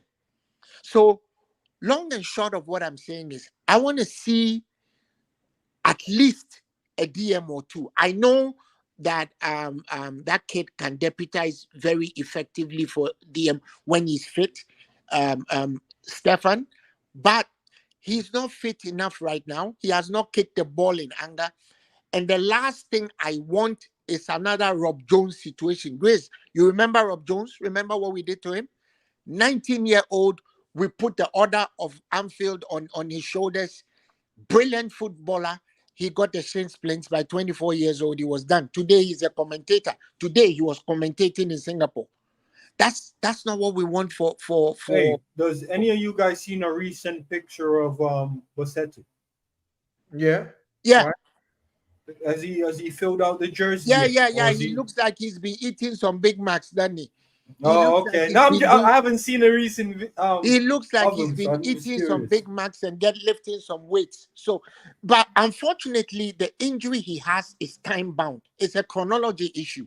It's not surgery. It's not physio. It just needs to heal. Give him the time. So we shouldn't stress him too much. But hey, I am very confident that we're gonna do well. I want to tell our guys, don't worry about those stupid teams spending stupid money, because it is stupid fucking money. Okay, if you're gonna be paying, if you're gonna be forced to pay £105 million for Declan Rice, it's stupid money, right? If you're gonna be paying, and 72 million for Hoyland, a kid who has scored 9 goals in a season, how do you pay 72 million for him? Because the people think you can pay. I mean, 55 million for Mason Mount, and the list goes on and on and on. Let's not worry about that. But we also need to spend, whether it is optimally or take advantage of situations like we did with Alexis. We need to get that done, right? Because you and me, Zuberi, you, me, and Grizz, as enthusiastic as we are, if we are given the jersey to wear, we lose 10-0. Okay, so they should get the people who can play, and get them already. Like I said, go into the live fire exercise. Go with your M1 Abrams tanks. Don't go there with the wooden freaking, God knows what it is we're doing there. So that's my take for today. That's for your take for today, Albert. Thank you very much for that. We're not gonna let Zuberi come back with any wooden tank analogy, man. No, I'm just gonna say big up the man them with the wooden tanks practicing and that. Take care, Oli fans. Yeah, bro. All right. Take care, Albert. All the best. We will see Grizz on his OnlyFans challenge. Can Grizz get a table dance? Can Grizzy get a table dance? Yeah, man. I'm not letting him do No. that. Good. Hey, good. Something you need to tell me, man. What's going on? Albert every time, man. Big up Albert every time. People want to know the order. Let me update the order because we have some people in the building. Can you remember who was next after Albert? Yeah, I think it was like Ahmed Ibrahim. Okay, Ahmed Ibrahim, yeah. And then man, I just tipped some Moscato. Ahmed Ibrahim, Zakaria, King's Football Show, GGTV, Michael Griggs, Joe Riley, Natraj, Sohail. Yeah. So wait, did you just say Natraj? Yeah. Oh, okay. Yeah, we call for United fans. We got one of the ones that started this Kall-In Khan show. Let me slow down on this Moscato because I don't want to be too tipsy before Natraj gets here. Start educating me in that. All right, next caller. Ibrahim is in the building. Let's add Ibrahim. Welcome to the call, my brother. Hope you're doing very well. Hello, guys. Good evening. I hope I'm using the right mic. I'm a first-time caller from South Africa. You sound perfect. Yeah. No, you sound nice, man. You sound nice. From South Africa. Hey, big up, man. Thank you. I'm a big fan of this show, and I like how inclusive it is. I've recently started watching, but I'm really enjoying it. Grizz, I've known you from Big Six, and I hope next trip is to the motherland. I hope you guys come somewhere, anywhere in Africa. You know what? Don't go anywhere. We don't know. Yeah. We can't disclose where, but all I'm saying is, you have a very strong chance. You have a very strong chance in the running. Yeah, I heard. I watched some of the vlogs, and I heard some of the members of the Big Six talking, and South Africa was mentioned more than twice, surprisingly. So yeah, I hope you guys come here. I think you guys have some fans here. And Zuberi, it's nice to meet you. And big up, man. As you can see, I'm an Arsenal fan, so I just have a few notes. You got educators. What's going on, man? I just have a few points, and it's just like a discussion, getting different opinions from you guys. Okay. First point I want to discuss is a striker situation at Arsenal. people are talking about let's get a striker, let's go get a striker. They forget like how difficult it is since we got Jesus, and Arteta clearly gave him the number 9, introduced him to the club. He's clearly our starter. So replacing him would be very difficult. And as you guys can see, like the market for strikers is like it's pretty much raw talent. It's either you're going for raw talent or you're going for people with like little experience, unless you guys have a different opinion to that. So I think it's very difficult for him to deal with that striker situation. I don't think it's as easy as people like say it is. The signings so far, I'm happy with all the signings, to be honest. I think we overpaid definitely for Rice, but listen, if they got the money, then they got the money. Like it is what it is type of situation. He's young. Who did you overpay more for, Havertz or Rice? I think Havertz will come good. We definitely overpaid for him too, but I think we overpaid more for Declan Rice. I think it was. Go ahead. But sorry, no, wait, hold on. I like this so far, but I like my question that I'm gonna ask you. Compared to what you needed, so okay, you think Havertz is gonna come good. We assume Rice is gonna come good, but for what you needed in your team, as a matter of urgency, you still think you overpaid for Rice more than Havertz? You get my point. I 100% understand where you're going with this one. I think, yeah, I can see where you're coming from. I think like Partey proved that he's like you can't depend on him injury wise because he's most of the time he's injured, but you can see the talent. I honestly don't understand how people cannot see the Partey talent, and I consider him one of the best DMs in the Premier League on his day. He did fall off to the end of last season a little bit, but most of the time he was there. He was good. But I understand what you're saying. But you need to also remember that we're replacing Xhaka. So it's not like Havertz is just coming into a team that was already good. So as you can see from where he was playing in the preseason games, he's definitely the replacement of Xhaka. I don't see how we're going to play him anywhere else in the team. I don't think there's space for him anyway. But I think like... Oh, okay. I understand now. That makes sense. Continue. Sorry. Yeah, and from all of our signings, I think Timber... I'm sure you guys don't care about Arsenal preseason matches, but this guy looks insane. He looks like a really good player. He is a good player, and I do care because I'm a big player of FPL. I just want to show off about my FPL. I finished in the top 6,000 last season. Why are you laughing like that? If you finish in the top 60,000, you'd be screaming and telling the whole of the USA. I can't tell people I finished in the top 6K. Why are you laughing like that? Grizz, I do apologize, but it's one comment every week. I'm gonna have to go and find them. Finish me, man. Finish me. Yeah, I think Timber is amazing. Is amazing. He can play literally right back, left back, and center back, and I think he can play midfield. Like his ball control is amazing. His very press resistance. I think once the Premier League comes through, I think you guys are gonna like see in full effect what kind of player we got there. And yeah, one of the things that I want. He's a good price. He's a good price. He's very versatile. He's a very Arsenal, very Arteta, very Premier League type player. I wanted him at Liverpool. And he said like he wanted to always. And he always like said that he wanted to play for Arsenal. Literally, his first words when he met Arteta was finally. So yeah, he seems like the best signing for us. I think he's very good. Another thing I want to ask you guys, this is where you guys can now come and tell me things. Do you think this was a once-off season, and where do you see Arsenal are going to finish next season? We're going to disagree on the answers, but that I don't know where that's going to leave you. But obviously, it's not going to leave you anywhere because you have your own thoughts and you support Arsenal. I think Arsenal are going to have a very good season. Zuberi thinks it was a flash in the pan. Okay. I think Arsenal have made very good signings. I think Rice is a very good player. I don't care about prices unless it's banter and we're trying to troll other fans or whatever. I'm one of those believers. I don't care if it's 100 million, if it's 5 million. If it's what you needed, you do what you can do, what you had to do. If you had the money for it, fair enough. You went and bought Rice for 105 million. That's what you needed.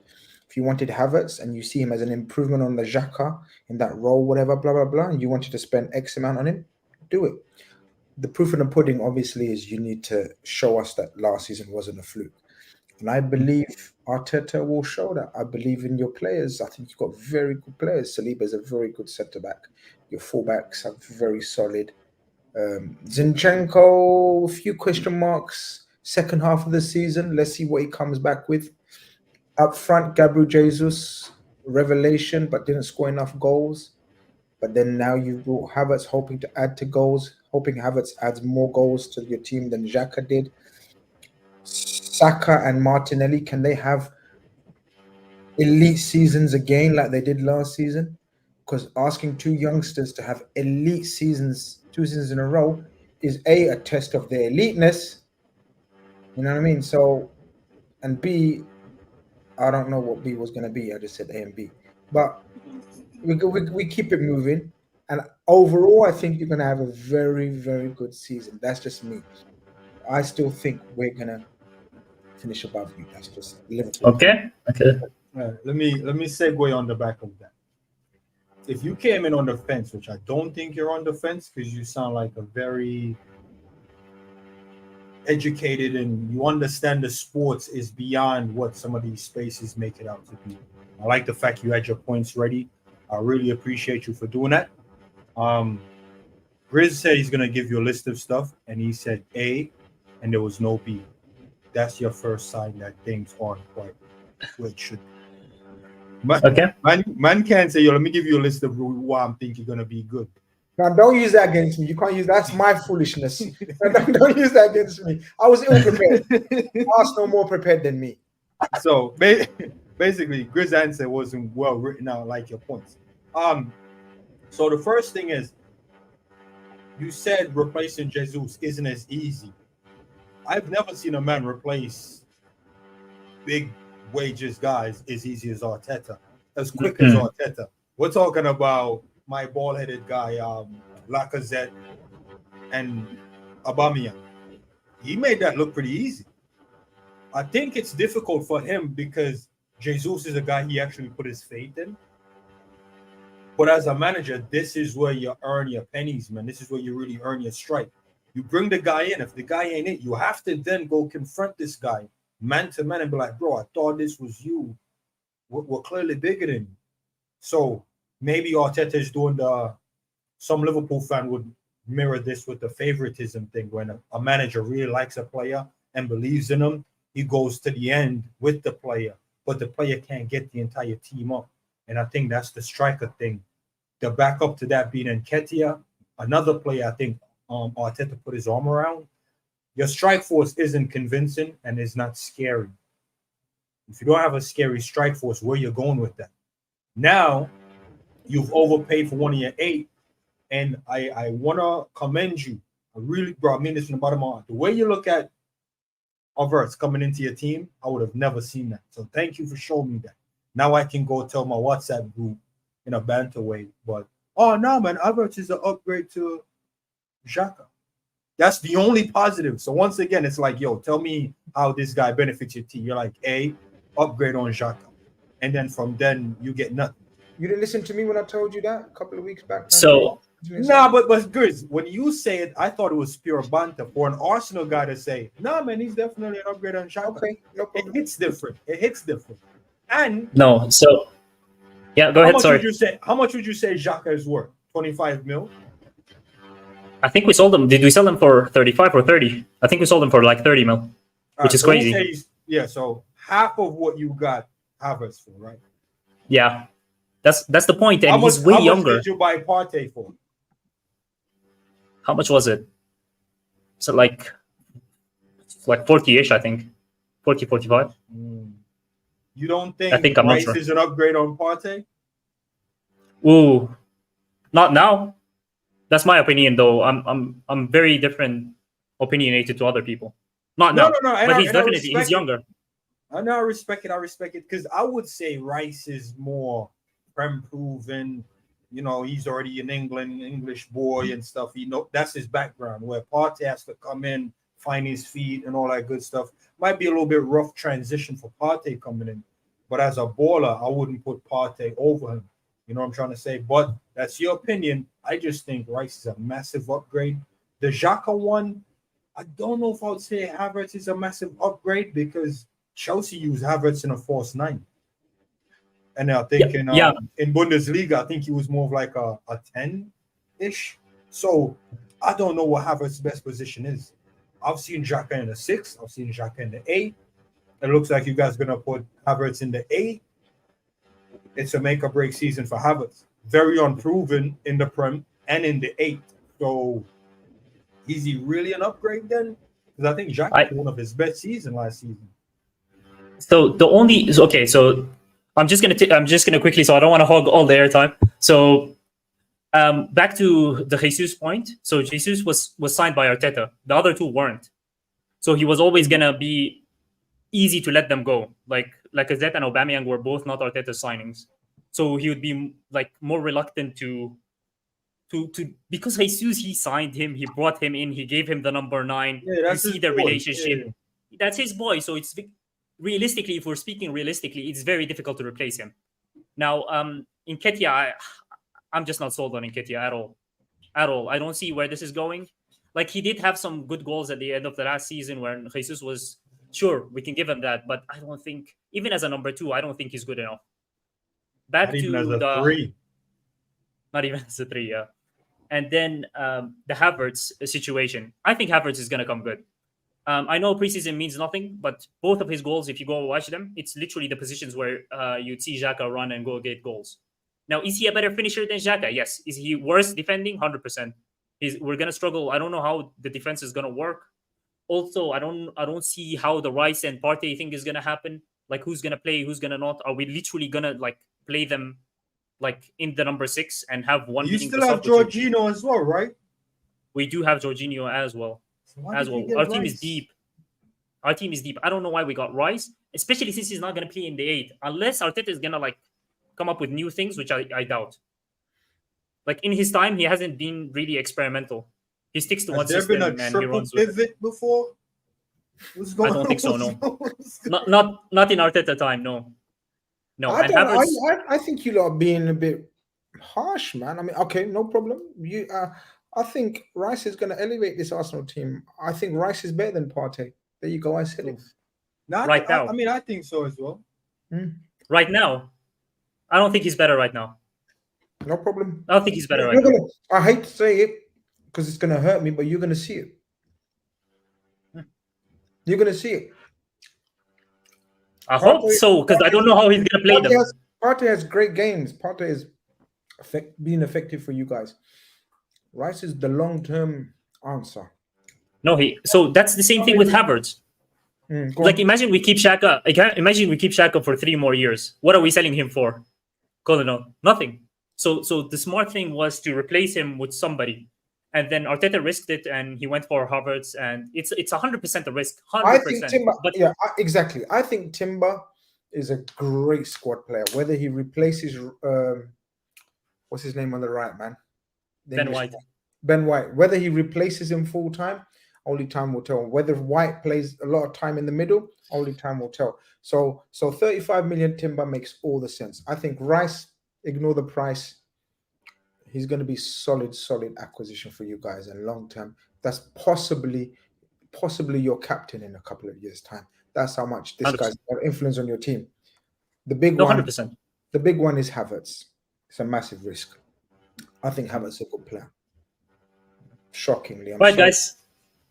Havertz. No, 100%. I agree 100% with you. I love, but the pressure he's going to be under very quickly. To do things that he hasn't done before. I don't think Havertz has got the mentality to come through that as his time at Chelsea has shown.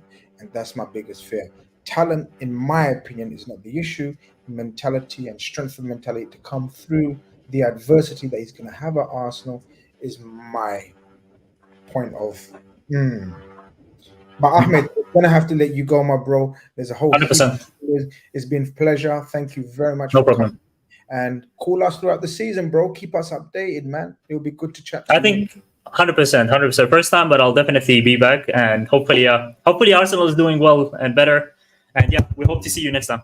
Nice one. Nah, Take Rachel, care, man. Mr. Big up yourself. No political See you guys. answers, man. Straight Bye-bye. to the point. Nah, Take Rachel. care. Nah, you see this guy? I like this guy, man. Bill, I would have been waffling, dodging the questions. Leave Bilal alone, man. He's gone to the airport today. You know what I'm saying? He was driving up north or something. But was it Zachariah next, and then King's Yeah. Football, and then GGTV, and then no, Zachariah, King's Football, GGTV, Joe Riley, Nat Raj. Yeah, I think so. Yeah. You're gone anyway. I'm not asking you, but anyway, Zachariah's in the building. People want to know now, innit, what you sipping on. I don't know if you want to reveal it. Yeah, You so don't have I was lazy, people, because I was sleeping all day. It's a Moscato from California. It says Forza. I don't think I have any affiliation with the game, but I just peeped it. So I might have to play some Forza after this, with the Forza in the blood. You know them ones. Okay. Let's see what Zachariah's got to say. Let's bring up Zachariah. Zachariah, welcome to the stream. Hope you're doing well, my friend. Yes, you can hear me? Salam, how are you? Big up. Yeah, now we can hear you, man. Sorry to hear about your loss, man. No problem, Sorry. man. Thank you very much. No problem, man. Thank you. It's okay. I can turn off the camera. Yeah, go for it. Go for it. You can turn it off now. No problem. I'm Go a for it. United fan. Okay. So I want to say some comments about Arsenal. You're a United fan, but you want to say cook up Arsenal. Okay, no All right. I problem. want to go to I'll Arsenal. give you a couple seconds. All Hey, right. cook them, man. Cook them. So with the Havertz signing, yeah, we heard about Partey leaving. So I think when Arteta saw Havertz, he kept Partey. You know. Can you Yeah. can you see Yeah. that? Yeah. But anyways, I don't think Arsenal are a force to be really reckoned, but I think they'll get top 4 at best. I think they'll get top 4. Is it a comfortable top 4, or it's a like last 2-3 games they skate in? I think it'll be off and on a bit. But I think pressure's on Arteta. You know, I think he has to win Is a this the trophy. make or break season for Arteta, you think? It is number 1. Has to be. So Arsenal at 8th, and it's December. Are we talking sack Arteta or Arteta out? We think it's going to go on over there.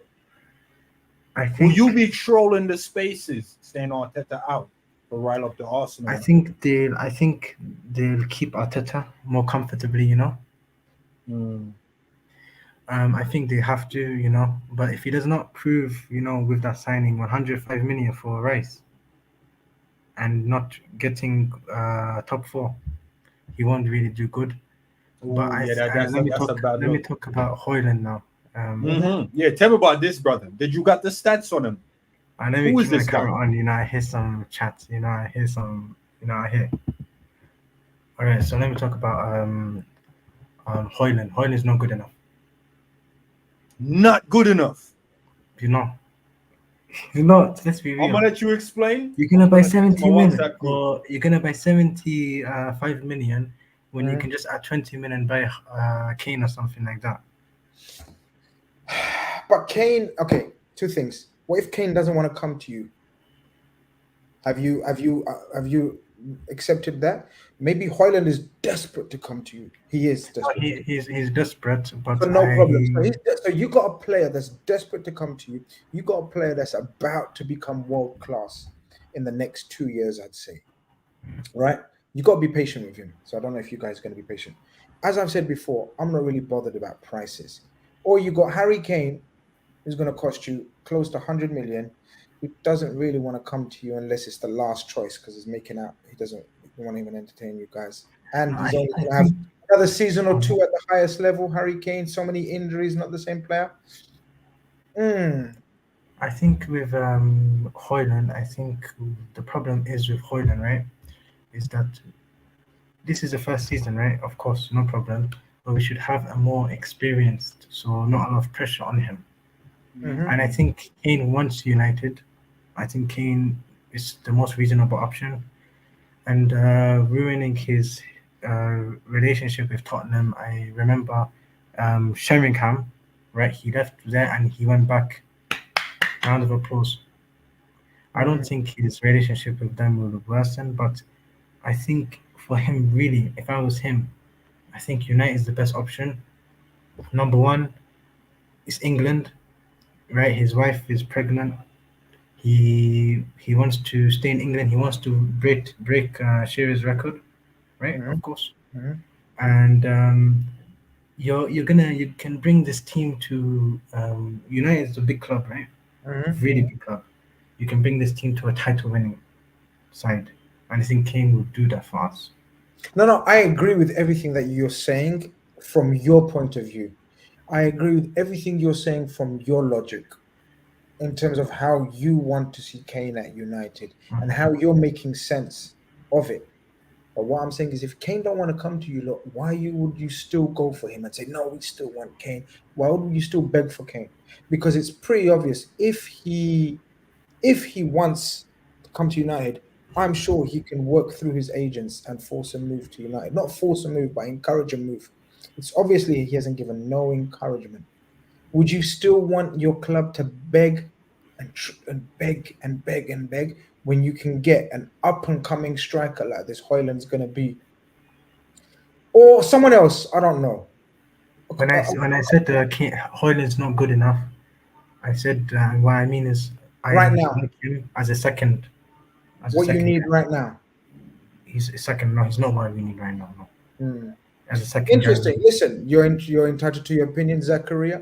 Thank you very much for calling in, man. We're going to discuss it. We've got a couple of Man United fans that probably want to come on. Maybe they'll agree with you. Maybe they'll disagree with you. But nice one. Thanks very much for Nice, calling yeah. in, man. We'll speak soon. Look after yourself. Salam. Take care. New channel member, Skip to Malu. Big up yourself. Thank you very much for joining that Carnage Army. Zachariah, after Zachariah was King's Football Show or GGTV? No, it's G. GGTV. Oh, G, my guy, G. GGTV is in the building. Let's add him to his stream. Hope you're doing well, my friend. What are you saying? I'm all good.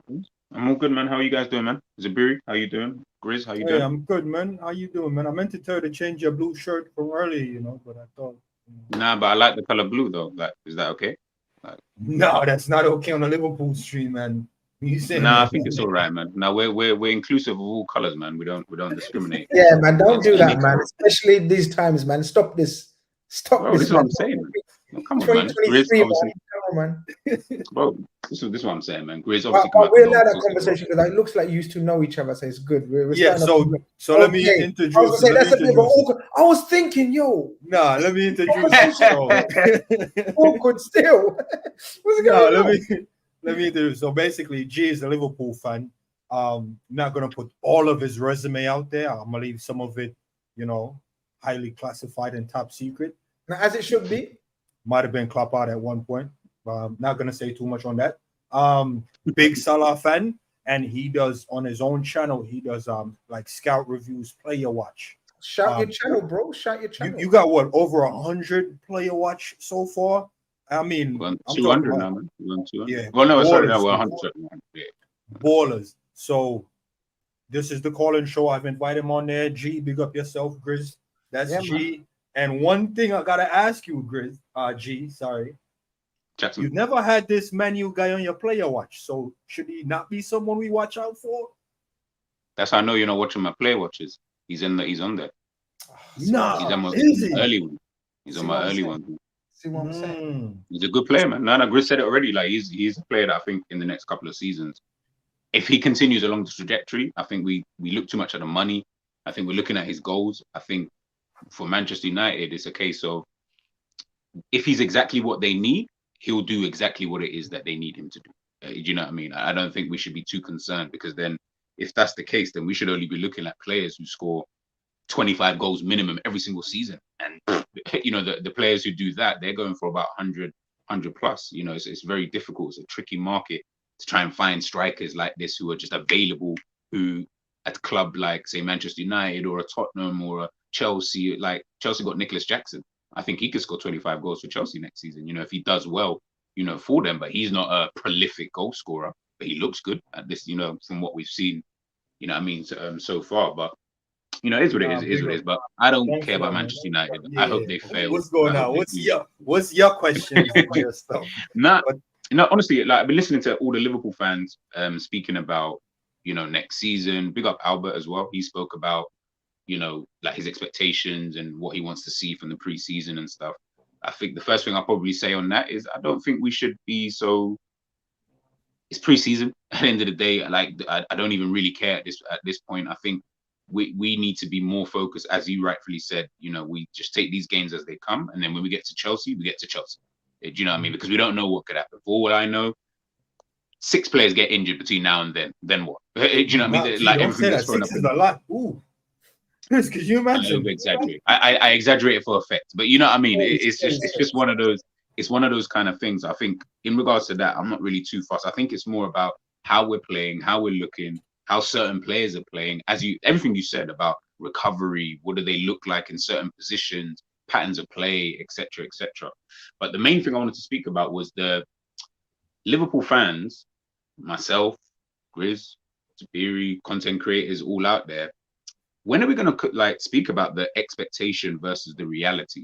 When it comes to like Liverpool in a general sense. So what I mean by that is, and now I'm not going to hot up you to your ages. I don't know how old you are. No one needs to know. But I'm going to assume. Man, deal with the matter, man. Just kill me off, man. Everyone deals with me anyway, man. Go on. No. I'm assuming. Obviously, he laughs when I talk like this. He laughs. That's what I'm saying. Listen, look. I'm a 90s baby, so obviously my experience of obviously supporting Liverpool from 96 to now is obviously going to be different to someone who supported Liverpool in the 80s, early to mid 80s. Of course, you guys saw Liverpool at their pomp. We saw the Liverpool that we speak of today, the historical club and all these kind of things. When we talk about Liverpool today, and I hear it quite a lot, people say, we expect to win. I always wonder, what are you judging that on? Because if we boil it down, and if we be real with each other, we've only won 1 league title. So the reality is we're not a club who should be expecting to do anything of that kind of sort. What we are expecting, though, would I at least minimum say, is we should be up there challenging and things like that.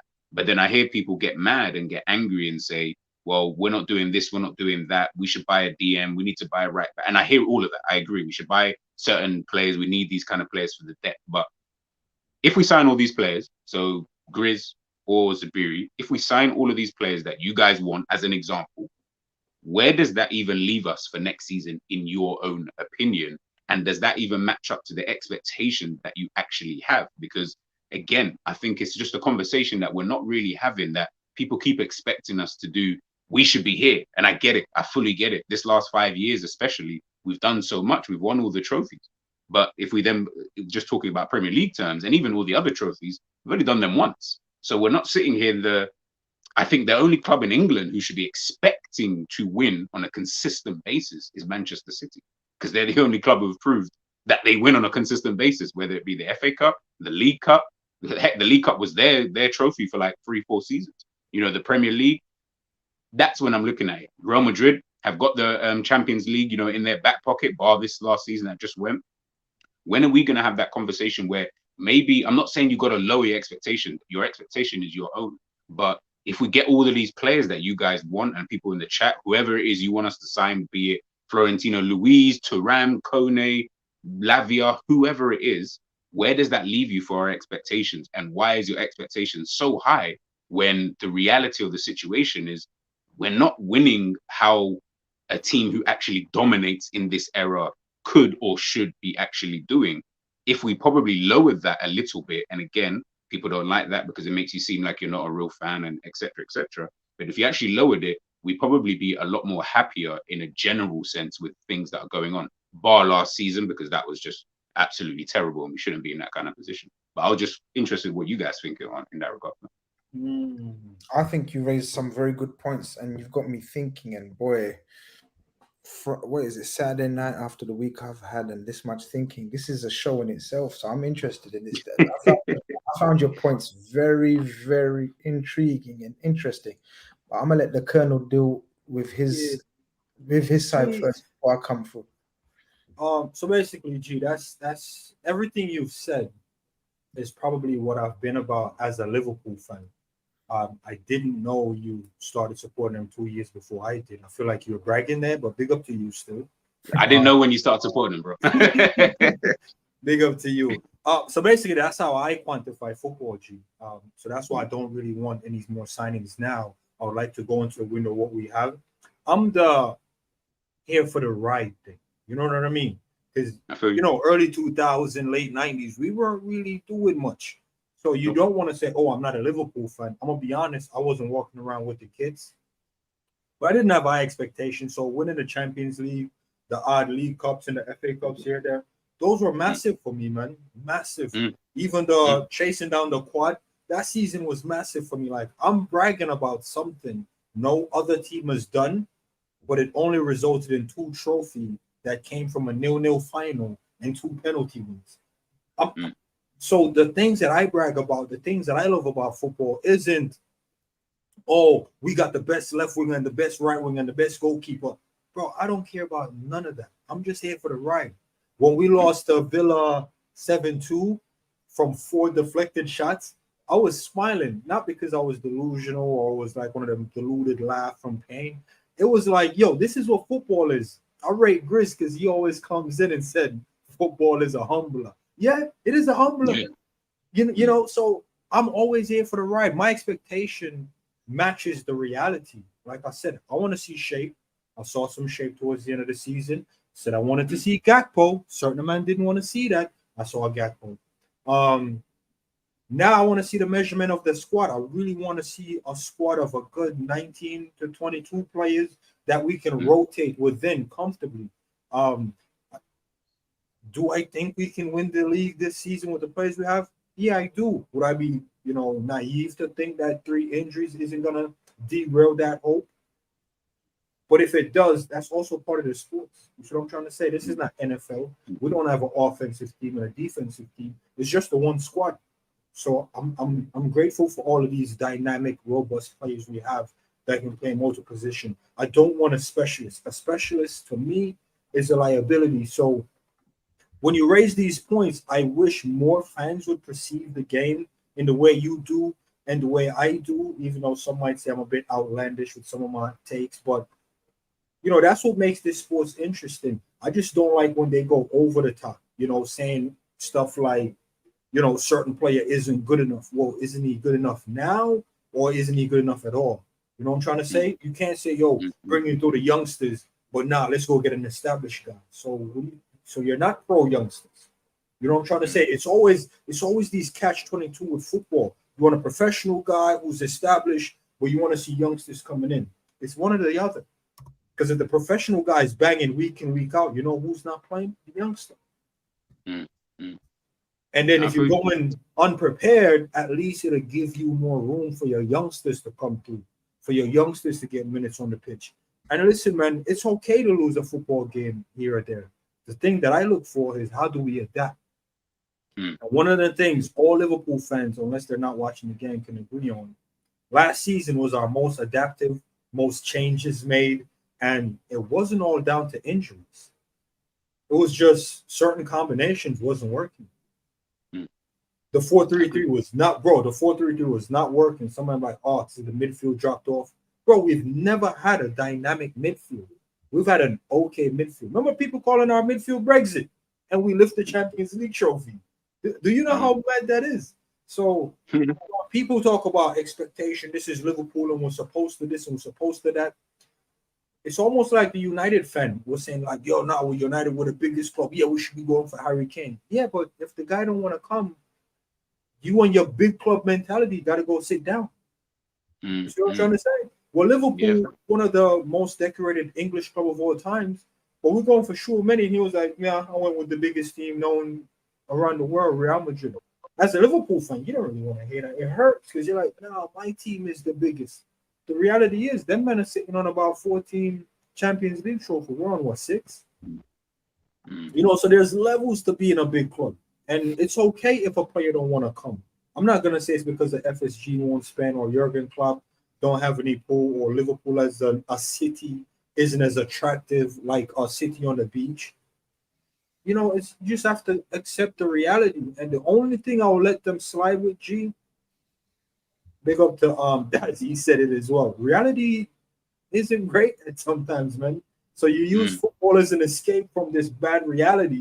And then when you come into football, you see bad decisions like Nketiah starting for your team or something like that. Thank God it's not that bad. Thank God it's not that Yeah. Yeah, man. I've been thinking about the question as well, and I haven't got the answer. I've just got a answer, and the a answer is obviously comprised of just opinion. And opinions are always based on experience. And each individual's experience and opinion is different for the reasons because they have different experiences. And G, you touched upon sort of, and please feel free to just cut me off whenever I'm wrong. I incorrectly quote you or paraphrase you. So you said something I think about in terms of fan having expectations, and why have you got those expectations? Like based on what? And I think the expectations of Liverpool fans are pretty much based on A, history, B, their experiences from the moments they started supporting their team. So you started supporting, you said, forgive me, 96. 96. Doldrums, not good times. You know, 96 was it, correct me if I'm wrong, Roy Evans era?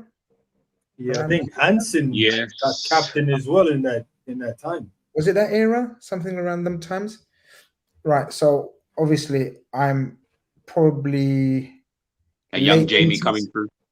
Yeah, so exactly. So I'm late 80s. Started watching Liverpool in their pomp pretty much. One of the best teams I've ever seen with Barnes, Aldridge, Beardsley, Rush. Them man you saw there. the good time. Come on. So I see Liverpool at our peak and pomp and running things in this country. And then I go through a decade of seeing United running things in this country. And then I see pretty much a decade of Chelsea running things in this country. And then Man United come back into it, and then City come back into it. Take over, and now it's City's turn. So to try to explain why my expectations of my club are high, it's basically based on my experience from what I saw, and that thirst, quest to always be there, and the hope that Liverpool or all fans have to get back to that level of dominance. That level of dominance in the modern day and age is nigh on impossible. And the reason for that is because of the landscape of ownership has completely changed. The wealth factor is the factor. Chelsea dominated. Why? Because of the wealth and having the best manager in world football around at that time, Jose Mourinho. Man United dominated football. Why? Because of the wealth. They were the commercial giants for decades and having the best manager in the world at the same time, Alex Ferguson. Man City having the most amount of wealth and the best manager. The combination is too strong. It's too strong. Liverpool, when they were dominating, were commercially one of the best teams around. Let's not get it twisted. I'll remember, people won't remember, but we used to spend a lot of money as well. And we had at the time one of the best managers around at the time. So you have to have a lethal mix of the right time at the right place, lethal mix of blend. So expectations moving it forward now to big 2023, I think the expectations of Liverpool fans should be to at least challenge. And the reason for that is not because of our wealth, but because of, in my opinion, and the Colonel, this is where me and him argue like cats and dogs, because in my opinion, we have one of the best managers in world football. And he's the reason why we're even remotely in conversations of the last 7 years with this juggernaut that is Man City. Because it certainly ain't our wealth, people. It ain't certainly our ability to buy how we want, when we want, make mistakes when we want, when certain other clubs are allowed. We're not in a position like Chelsea to spunk hundreds and hundreds, get sanctioned, move it on, keep it going, no problem. Man City, I don't even need to tell you, lot 116, 120 charges, whatever, on top of do what you want, make mistakes, buy your Mendy's, buy your, I don't know, whoever's, don't Phillips, whatever, anyone. Keep buying players. If it mashes up, no problem. Keep buying. We ain't in that. Man United fans were telling us how much they spent. What were people telling us? 400 million. 435. We're not in that position. So to be in the conversation, and this is not a loser mentality, this is reality. To be in the conversation of all the major trophies for the last 7 years, barring one season or 2 seasons, has to be down to something. It has to be down to great recruitment, great manager, or great wealth. It has to be one of those combinations. It can't just be fluke. One season is a fluke. One season is a fluke. 2 seasons is all right, you got lucky. But as I said to you, 5 out of the 7 seasons under Jurgen Klopp has been competitive, and competitive against, for me, one of the greatest teams the Premier League will ever see. We won't appreciate them until it's over and done with. We've competed, not only competed with them, we've beaten them once to the title, and we've achieved points tallies that would have won titles in 94% of all other seasons. So when I hear you, when you say we only won 1 of each, I say to you, fine margins in football is one of the biggest or most underrated phrases, because fine margins change everything. Fine margins, I'm talking the ball not going over the line for like 14 millimeter. You hear what I'm saying? If VAR was going 2 seasons early, Raheem Sterling was clean through onside, like a yard and a half onside. I'm talking, if VAR done his job, Rodri handball at Everton, fine margins. Yes, they didn't go away, but they are fine margins. If my man Courtois didn't have a Hall of Fame man of the match performance in the Real Madrid final, you understand? Small margins change. If you add 1 more league and 1 more Champions League, then you'd understand why Liverpool's expectations are high. They should be high. So expectations are all about when you started following your club, supporting your love, and what you've seen. If you've seen only bits and bobs of success, then relax in it. Calm down with expectations, because what are you basing it on? All you know is Chelsea, Man City. They're the ones that have won for the last decade or 2. Even United fans, calm. Arsenal fans, calm. Liverpool fans, calm. But if you've supported Liverpool from the time I've supported them, and I'm just talking from me, if United fans have supported United fans from the era that they've been supporting them, then they will have those expectations, and they know what they're capable of, what they're achievable, and they're standing in world football terms, in terms of, like, I know you said we only won one, but even in our shittest seasons, we won FA Cups and Champions Leagues. Yeah. Whichever team has won 2 Champions Leagues when they're going through the doldrums. I know we didn't win the league because we were never good enough. We were not even closely good. Okay, no, we should have won it under Rafa. Yeah, we should have. 100%. Even under Rodgers, we could have. Yeah, but that was fluke. And that was proved to be fluke because we couldn't sustain it. This is my point about the Jurgen Klopp team. We're not flukes under Jurgen Klopp because we've sustained it, barring a madness of a season when we didn't recruit well enough, so we paid for injured centre-backs. And this season, again, because we paid for not recruiting enough in midfield. So the centre-back we didn't recruit that year, we mashed up. We didn't recruit in the midfield, we mashed up. But everything else, we've been up there. So I hope I haven't bored you with my answer. That's just my answer. That's my opinion.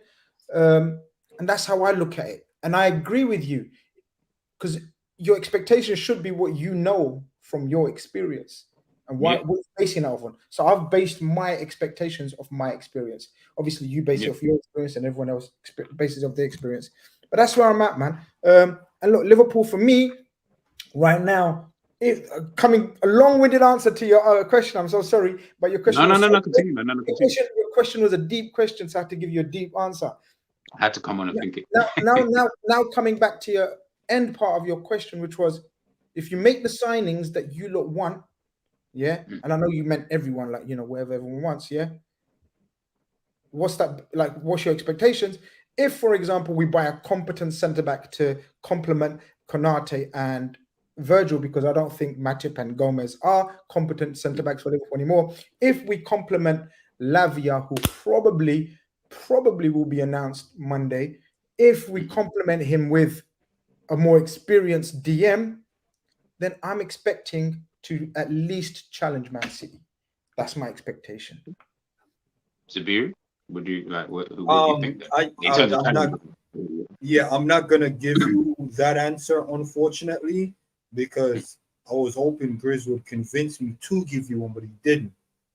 It doesn't matter who Liverpool sign, will still only be as good enough to challenge Man City. It's not, oh yeah, we'll definitely take it. You see what I'm trying to say? It's not we go number one. It's that would make us good enough to go against them. It's not. It doesn't matter who we sign, and I want you to listen to what I'm saying, Grizz. It doesn't put us above these guys. I'm like, I mean, we'll finish. Has there ever been a season that you actually sat there and thought, even the season that we won the league, the season where we came in the Champions League, who won the Champions League first, then won the Prem.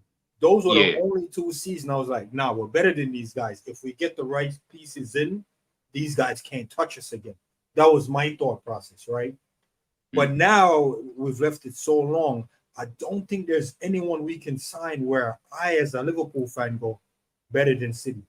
And that is a problem for me. And because that has become a problem for me now, I'm just like, bro, I don't care. As long as we're running them down, whether it's 1 point, millimeters, I don't care. As long as we're running them down, I'm good. And if a fan can come on here and tell me which players we can sign so we can topple City, yo, you know, kudos to you, man. Maybe they should be on your player watch, G. You know what I'm saying? Maybe so. Maybe so. Big up, G. Yo, G, thank you for the first time calling in. I'm not going to tell you what kind of questions you should or shouldn't ask. I love a question, bro. No, love, man. Again, thank you guys for obviously bringing me on, man. Again, Grizz, man, my condolences, man. Wicked, man. Thank you very much, sir. Thank you. Great call. Thank you very much, bro. Look after yourself. I like calls, man, that make you think, man. The brother asked a very deep question. That was a head scratcher, but it made me realize something. I don't like the fact that we can't sign somebody and just jump over City. Very frustrating. It must be frustrating. Isn't that frustrating? 100% it is. Okay. 100%. 1 second. Let me just tell some people, because there's people in the chat and saying, well, I need to come on, but look at the time, and I promise you next week, my guy. Okay. We got, is it Joe or Kings first? Was it Kings football first or Joe first? I can't remember. No, definitely King after. Was it Kings first and then Joe? Yeah. Okay, so it's Kings, Joe, Natraj, Sohail, and then RS. If we still have time after that, it will be you. New callers come in. Mikhail Alvarez. We won't have time today, my brother. 2 hours, 20 minutes in, man. 2 hours, 15 minutes in. We won't have time today, my bro. I'm so sorry. So sorry. King's Football Show's in the building. What are you telling us, bro? Yo, it's been a minute, innit? What's happening? I've had so much to do, man. But I'm glad to be back. Hey, Zabari, I told you about my boy Trossard, innit? What did you tell him? Tell us what you told him so we can share the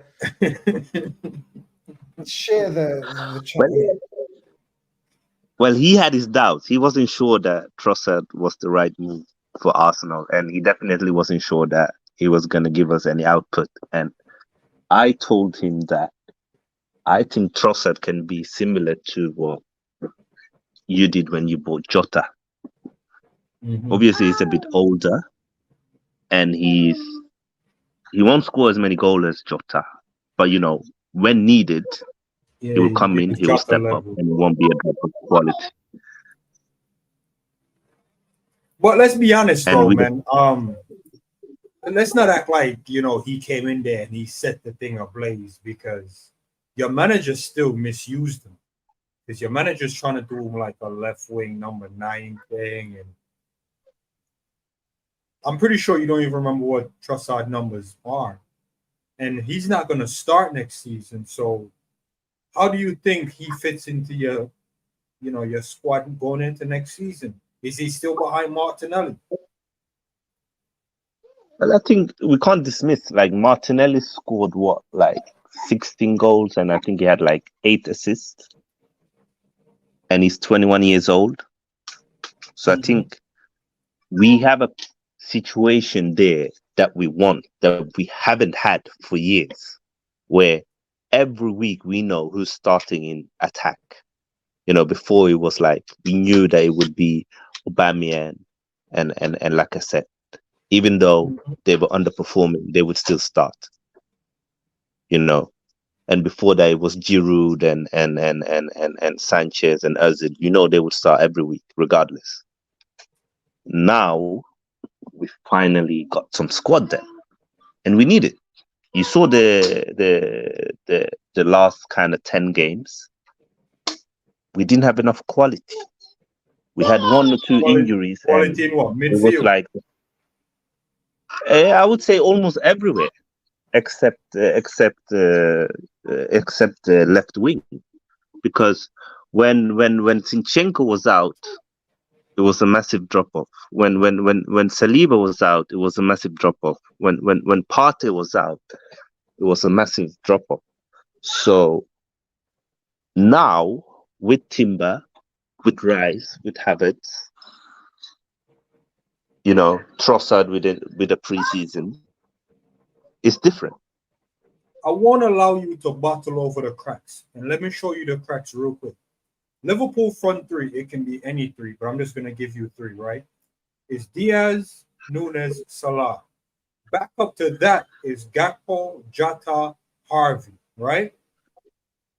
Where's your backup in your attack? Because I'm going to go off the top and say your front 3 is Martinelli, Jesus, and Saka. The backup is Trossard and Nketiah. Where's the depth in your attack? Am I missing someone? Yeah. You're definitely missing Smith Rowe. He's finally had it. Emil Smith Rowe. He's had his injury now. He's gonna have his injury-free season for the first time. Wait a minute. He was out all of last season, or majority, right?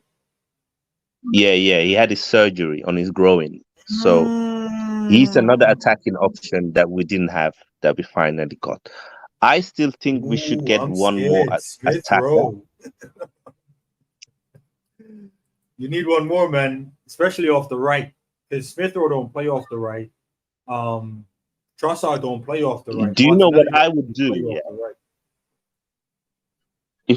If I'm the manager, I sell Balogun, I sell Eddie Nketiah, and I go and buy Vlahovic. Ooh, big money move. Yeah, because Jesus can play right wing. Yeah, but if you clock it, yeah, we're gonna sell Sambi Lokonga, we're gonna sell Nuno Tavares, we're gonna get rid of Rob Holding, Cedric. We have a lot of players that we will sell. So if you add we want 40 million for Balogun and around 25-30 million for Eddie. If you add another 5 or 10 from Sambi, another 5 for which or 10. Eddie? Which Eddie? Eddie Howe? What are you talking about? 35 for Eddie. Eddie Nketiah. Bro, the market, but that's the market, innit? Look at United turning down nobody, man. 25 million for Maguire. Hey,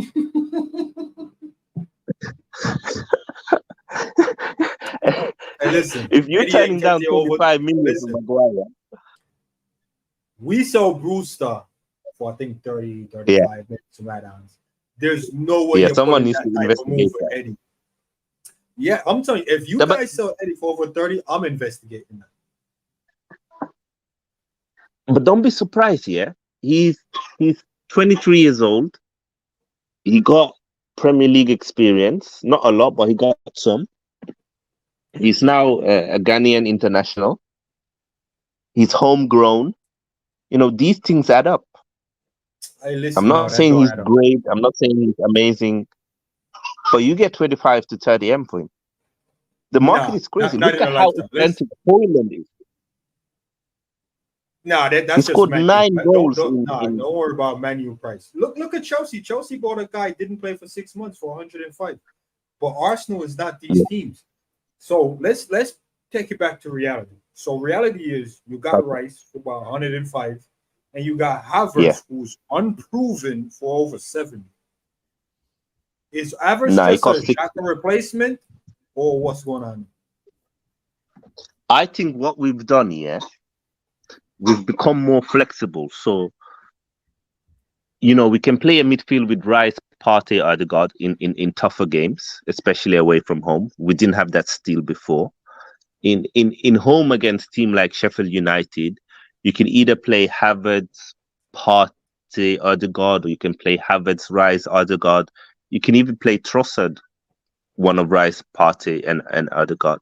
So we've got more options now in midfield, where before we didn't have any option. It was always going to be Xhaka, Partey, Odegaard, and then that's it. Unless there's an injury, them three were starting. Now we got options. Now we can play with a double pivot. We can play with 2 number 8. We can play with a number 10. You know, and that's what you want. You don't like. We became very after like 25 games. It was almost like there was a manual there for how Arsenal were playing, because it was always the same players playing. Yeah, but the thing with that is, I'll tell you none what. of them, Let me jump in. and The none of reason them. Okay, yeah, go ahead. I was going to say the reason for that is when you're winning, and the same goes for City, same goes for United, Liverpool, all in their heyday, you could almost always pick their teams and the way they're going to play. Now, just because you haven't had recent history of winning, you've forgotten and you just want variety and different ways of playing. And no. When you're good, you're good. And when you know you're good, you play the same way. Man United in their pomp could name off their team, rattle off their team. Chelsea, rattle off their team. Man City, Liverpool, you guys. That's all it is. It's experience. It's experience. If you have too many, what's the word? Too many cooks. You understand? Too many Chiefs, not enough Indian, man. You ain't winning nothing, bro. Yeah. So that's what it is, man. You just need to just add a couple of things. I agree with you in terms of you've added a bit more, what's the word? Weapons to your armory. You have more Sure. strings to your bow. Or is it bow to your strings? Which way around is it? Strings to your bow, isn't it? Yeah, strings. I think it's you, innit? Strings to your bow, man, because I have a bow as well. I got some strings on it. No? But yeah, strings to your bow. Yeah. No, I get what you're saying.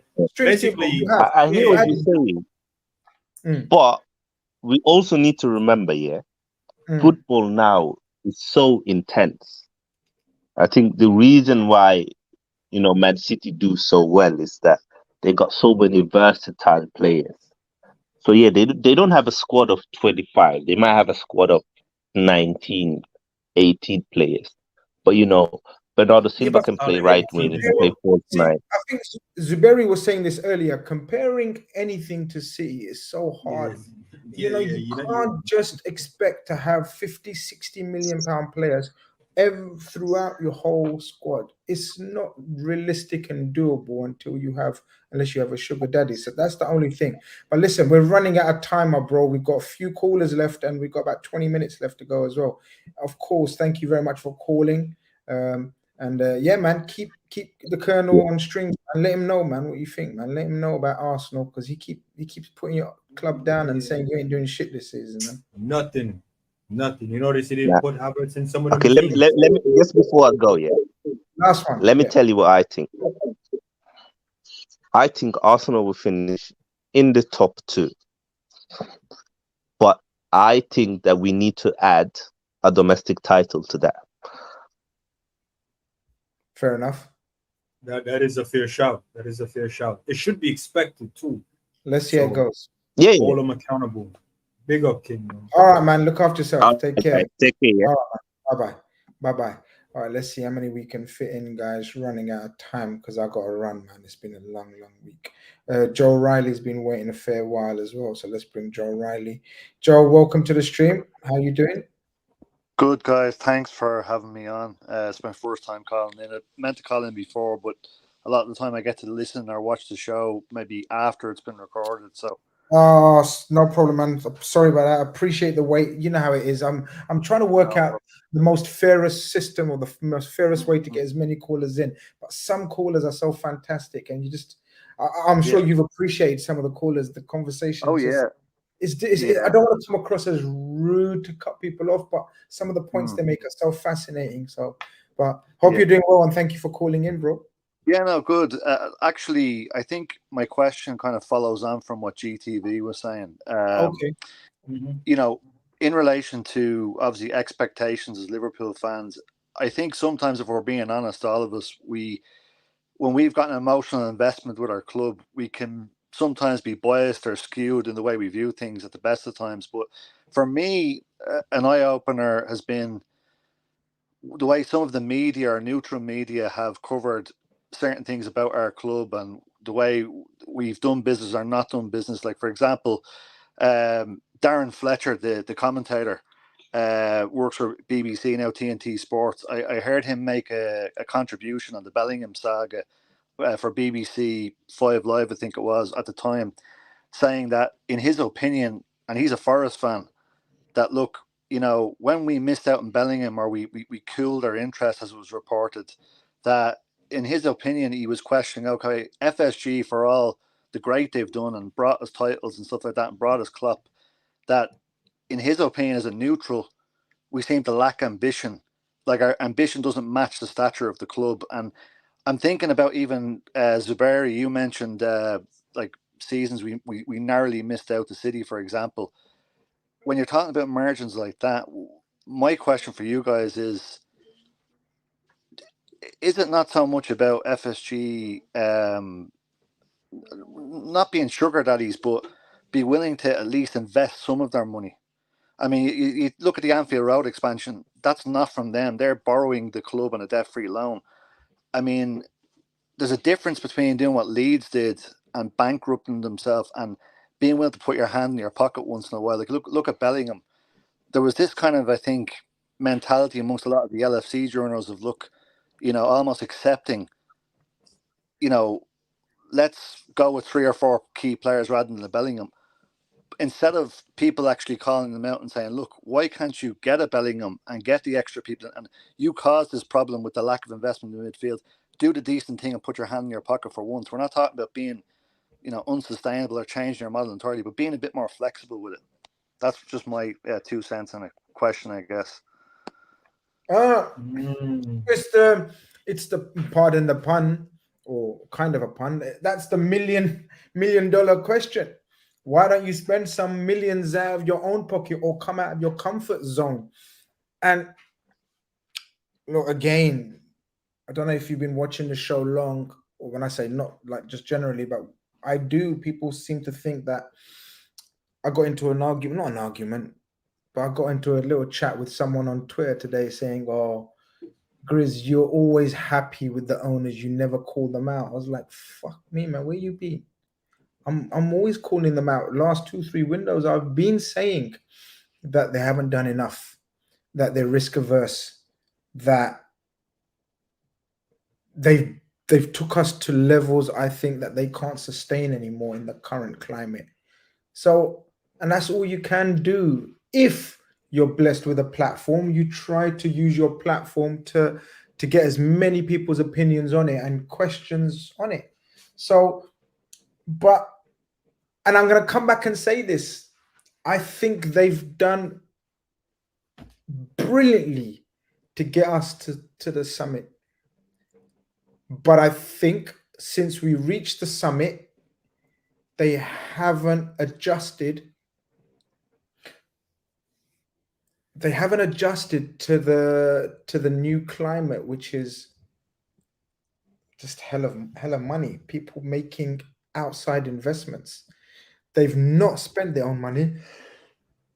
Excuse me, but they never said they're gonna. They haven't gone against what they've said.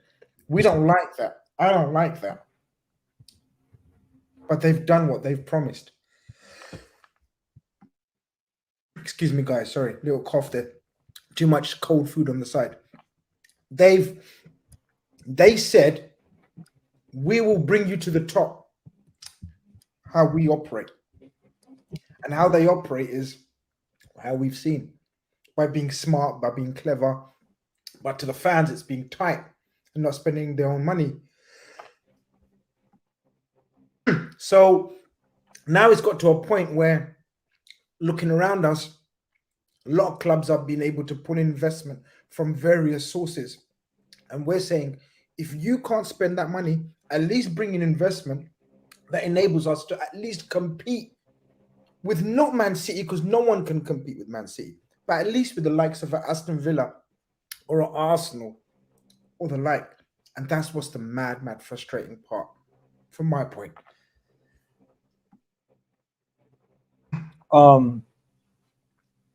Hey, big up, Joe. I've been labeled Mr. FSG because of the way I perceive football and business. And at this level, football is a business. When people say they haven't spent their own money, I want to keep this energy to match your energy because I haven't been talking to you, but I'm a bit annoyed in a sense where people actually think Liverpool money is not FSG money. They're the owners. Whatever Liverpool make, FSG make. That's FSG's money. So spending their money, spending Liverpool money is the same as spending FSG money. An owner putting his money into the business is not a good businessman. So we can't say FSG are good businessmen, but then flog them for making good business decisions. If this streams make X amount of money and I'm spending whatever the stream makes plus from my pocket, that would be an overambitious guy. If I'm only spending what the stream is making, then I'm being a smart business guy because I'm not going in my own pocket. So whenever we start talking about spending in the business, we're going into like a speculative area based on the numbers we're seeing being released because we don't know all the numbers. And then we would also agree to say if FSG is just buying a bunch of guys like Ted Bowley was doing when Graham Potter was there, we can't use Chelsea as a barometer to say or a gauge to say Potter isn't a great manager. We can say Potter probably is a decent manager, but under the right ownership that respect his view and the way he perceives football and set up his football is probably better for him. Chelsea probably wasn't that environment, but we can't go, oh, he did nothing at Chelsea. Look at all the players he had. He barely had time to get to know these guys. He barely had time to implement any type of system. So I don't know if Jurgen Klopp was saying we're good beyond last season, but last season he did say we're fine, and then we weren't fine. So I can't blame that on the owners. I can only blame that on Klopp. Before that, Klopp was not saying I need players and I'm not getting it because we were actually coming in up with the fine margins. We were actually challenging. We're actually picking up trophies. So it's really a weird one to take, but it only makes sense if you compare it to other teams. So if you compare it to City and let's say Ten Hag in 3 years spending over 400 million, you're like, why haven't we spent 400 million? Well, to be honest, we never really needed to. We were going to Champions League final. We're chasing down quads. So the journey we've been on hasn't been the same as other clubs. The rebuild we've been on is it's not the most flashy of a rebuild. I think we've only spent. I think we only spent about 105, maybe 110. So what kind of rebuild spent 110 mil? So I'm trying to say. So it's kind of a weird one, but it's all about where we are, not where everyone else is. Like Newcastle got acquired, they got one of the richest sports owners, whatever.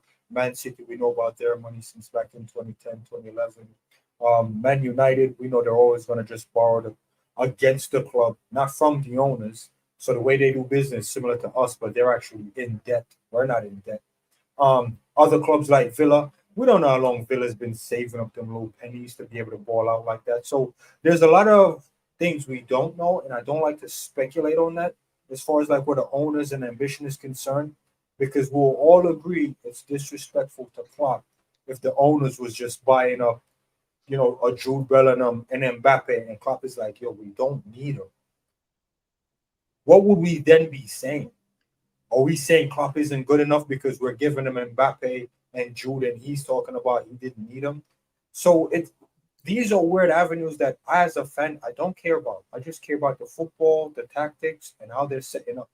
And if we're coming up against all these fine margins, think about it. Under FSG, and a lot of credit to Klopp and his coaching staff, we've came second by 1 point. One of them was like millimeter, few VAR decisions. Went to 3 Champions League final, lost 2 to the same opponent, and won 1 to a different opponent.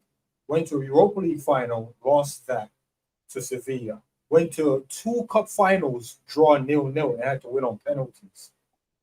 If I'm looking at that, I'm not going more ambitious owner gets us over the line. I'm thinking, now the manager needs to make the necessary adjustments. So if the manager needs more players, he needs to bring that energy, not the owners. That's on the coaching staff. So I don't know if you agree with that, Joe, but I do appreciate that conversation. And it's a conversation me and G, big up to G every time. We always have, because once you start taking it out of tactics and setting up in the players you have, you can only speculate. Them borrowing against the club's money or FSG's money, it's the best business move available to them. I can't call them good businessmen and then flog them for making good business decision. It's either they're good businessmen or they're naive businessmen. This is how I see it. I don't know if that answers your question in its entirety, but that's how I view it.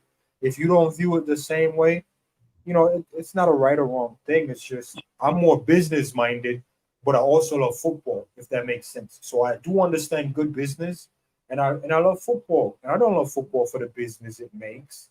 I just love football for the sports I grew up playing. So unfortunately, football at that level is a business. And I think fan needs to accept that. And if we have the best business owner, we have the best business owner with, runners-up football. Because that's basically what we've been. It's just runner-ups. Joe? Yeah, no, I mean, I won't add much onto the time, but I suppose I see a lot of the point you're making, Zuberi. I think maybe, but again, it goes into the area of speculation. Maybe some of these things aren't mutually exclusive in the sense of, okay, Klopp taking his part to tactically adjust the way he did late last season, but also perhaps to what level his owners, back him, which some of these things we can only speculate on if we're to be honest. But I mean, I think I even spoke to a Spurs fan today, and he admitted, look, as far as he knew as a Spurs fan, the way Levy and Lewis were running the club as a business, they've been running it quite well. But as a football fan, that's not really what you want to hear. You don't look at the owners of your club as how good a business. You look at how they are as stewards of your club and its history and its legacy. But it's not to disagree with you. It's just throwing that out. Absolutely no. You're absolutely spot on. As I said to you, the modern day fan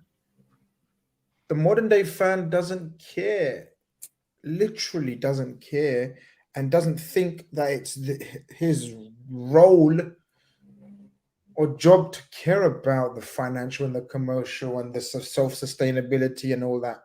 They just want to be good on the football pitch. We've been blessed with being good on the football pitch and good off the football pitch. And we just like to have more of that. And the frustration or the frustrating part is we're good on the pitch. We're amazing off the pitch. Let's just be maybe a little bit less amazing off the pitch if it means being more good on the pitch, if you know what I mean. 100%. 100%. And that's the balancing act. We're struggling with FSG right now. And I share your frustrations. The Colonel doesn't, but that's his problem. I appreciate both you guys. I appreciate him as well. He knows that. I'm just joking with him. But it's been a wonderful call. Feel free to call in again, my friend. Really appreciate that. Okay, guys. Have a good All the best. Have a good one, man. Take care. Take care. Big up, Joe. Great call, man. Some great calls to end the stream, man, as always, man. But it's true. I love it, man. Yeah, I love when the fans come in with this type of energy, like, hey, this is what I see, this is what I think, what do you guys think? I don't like the entitled ones that maybe G was referenced to, that just, no, I expect this and I expect that, and it's like, whoa, pipe it down, bro. You know, who are you, first and foremost, and why is these expectations so high? I mean, it's, you know, Each it's to just their own, football. my brother. Each to their own, my brother. You know how it is. Yeah. We do what we do. Each to their own. Look at that guy that came in my chat earlier. This is the sheer stupidity. You Oh, think he that can guy. talk to me like that? I Like he's gonna expect get. to be here because I and I'm gonna called. get- You yeah. said called, I called. Put no. Yeah. What the fuck? Get out of here. Get out. Anyway, listen, we got about 15 minutes to go. We've got 2 callers to come through. So, people, if you're going to try to call in now, don't, man. People, let me unpin the thing because people are going to think. But we're going to welcome your friend and my friend, Natraj, to the stream. Hello. Hello, boys. It's been a while. I hope you guys are doing well. It's been like, wow, like what, 300 Yeah. million, 300 million pounds since we spoke? Yeah, that's true. Well, first of all, Grizz, my condolences. I didn't know earlier when I joined, but Not a problem, condolences. my brother. Much appreciated. I Thank forgot. I remember what people say in Urdu usually, but I haven't said it in a while, so I don't want to butcher it. But just my condolences. I hope you're doing well. I hope the family is doing well. Much better now, my brother. Thank you so much. But yeah, man, this transfer window has been surprisingly good. Like, I'm so happy because I feel like United for the past 10 years have like basically failed everybody in like 3 key departments. Like, just my personal categorization. One is we negotiate like shit. So like we drag on deals until the last day of the season, and then we either do panic buys or we just pay that the club didn't even ask. But the club is like, oh, we want 60 million. No, you know what? Just keep 80 for Maguire and we are good. Like we used to do that kind of shit. We didn't have any unified vision in terms of how what's the footballing style we are trying to build, and based on that, what profiles of players actually suit us. We stopped doing that, and and also we pay like ridiculous contracts and like ridiculous wages. And so at least 2 out of the 3, I feel like we have corrected it now. Like the deals are going through swiftly. We have 3 key signings before August, which is quite nice. We finally have a striker. We have a midfield 8, which is much more needed, who can like keep Ericsson on the bench. Ericsson off the ball is a little bit of a passenger. He can't deal with off the ball intensity. Can't really blame the guy. He's already on a borrowed heart. But yeah, and also like main thing is goalkeeper. I don't think people realize how important the signing of Onana is, because signing Onana fundamentally changes how United plays.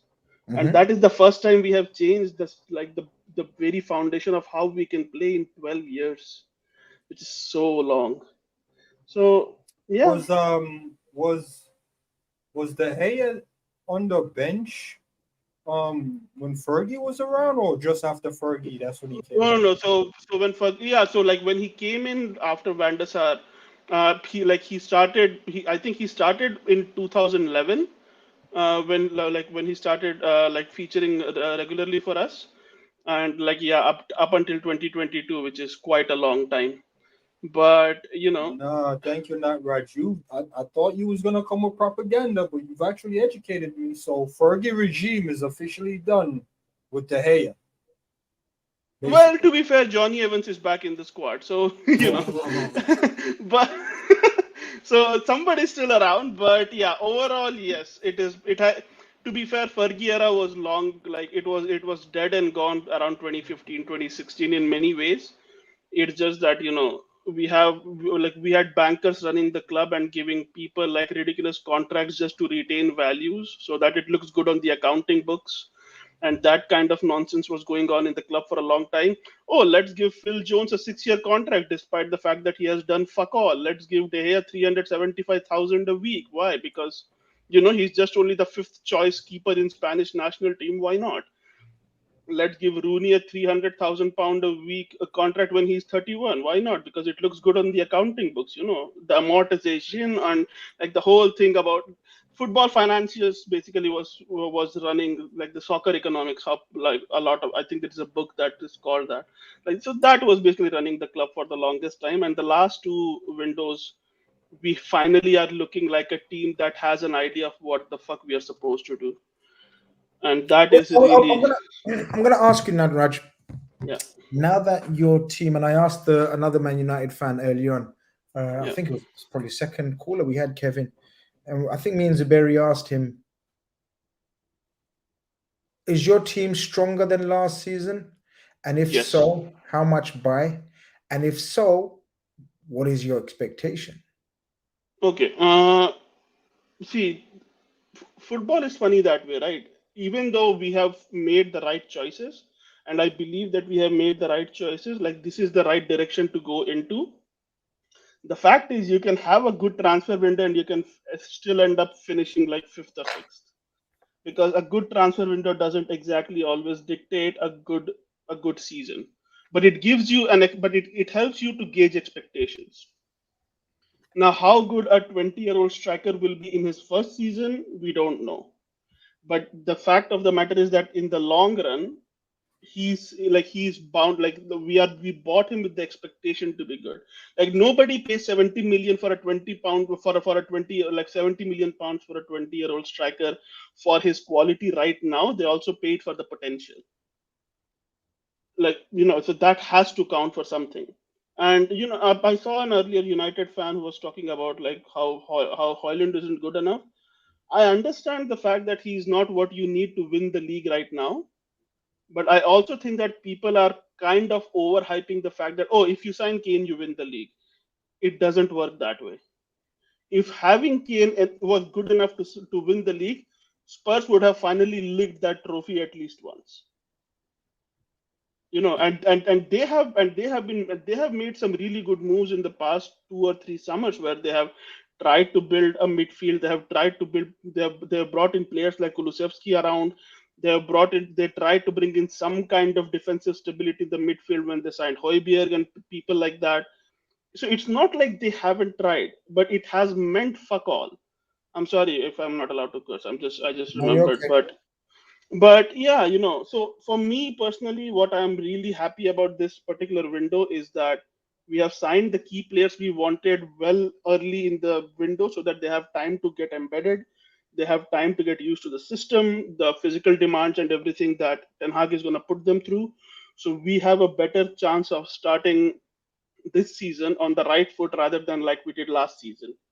Because last season, like Casemiro was joining like by the time we have already played 3 or 4 games. Same with Anthony. Like we had these players come joining in crazy late for us.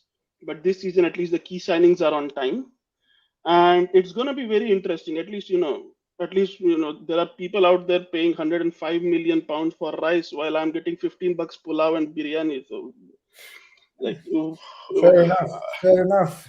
So so compared to that, I'm happy. I know you're very happy, and I'm so happy to see you happy. You still didn't answer my question.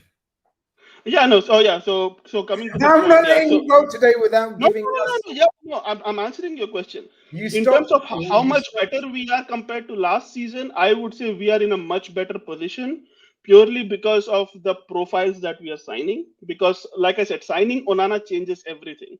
Because if we see the way we played against Madrid, like Onana basically plays so far out the box, he plays next to Varane, which sends Martinez right next to Casemiro in the midfield. So that gives us two really good passers who can pass from the deep, and that changes. So like when everybody is moving up a position into the pitch, it helps you control the game a little bit better. It is now I think our team is more capable of playing the way Ten Hag wants to play. But last season he couldn't play because De Gea was basically making sure everybody's sitting a bit deeper because he can't play out. Now, He Raj, we're can't. going to run out of time. I need Okay, an yeah, answer. I need you yeah. to tell me where you're going to finish this season. Expectation after your words. I feel much more confident in my team. We have Yes. better profile players in the system that Yes. Ten Hag wants to play. Because last season we were told Ten Hag has a specific way of playing. He hasn't got his players. That's why he plays in that system. Now he's brought in 4 players, I believe, Yeah. or will be 4 players, if not 4 already, that suit It's your 3 now, style. but it might be 4 years. You feel more confident. You feel Yeah. you finished 4th last season, 3rd. Third.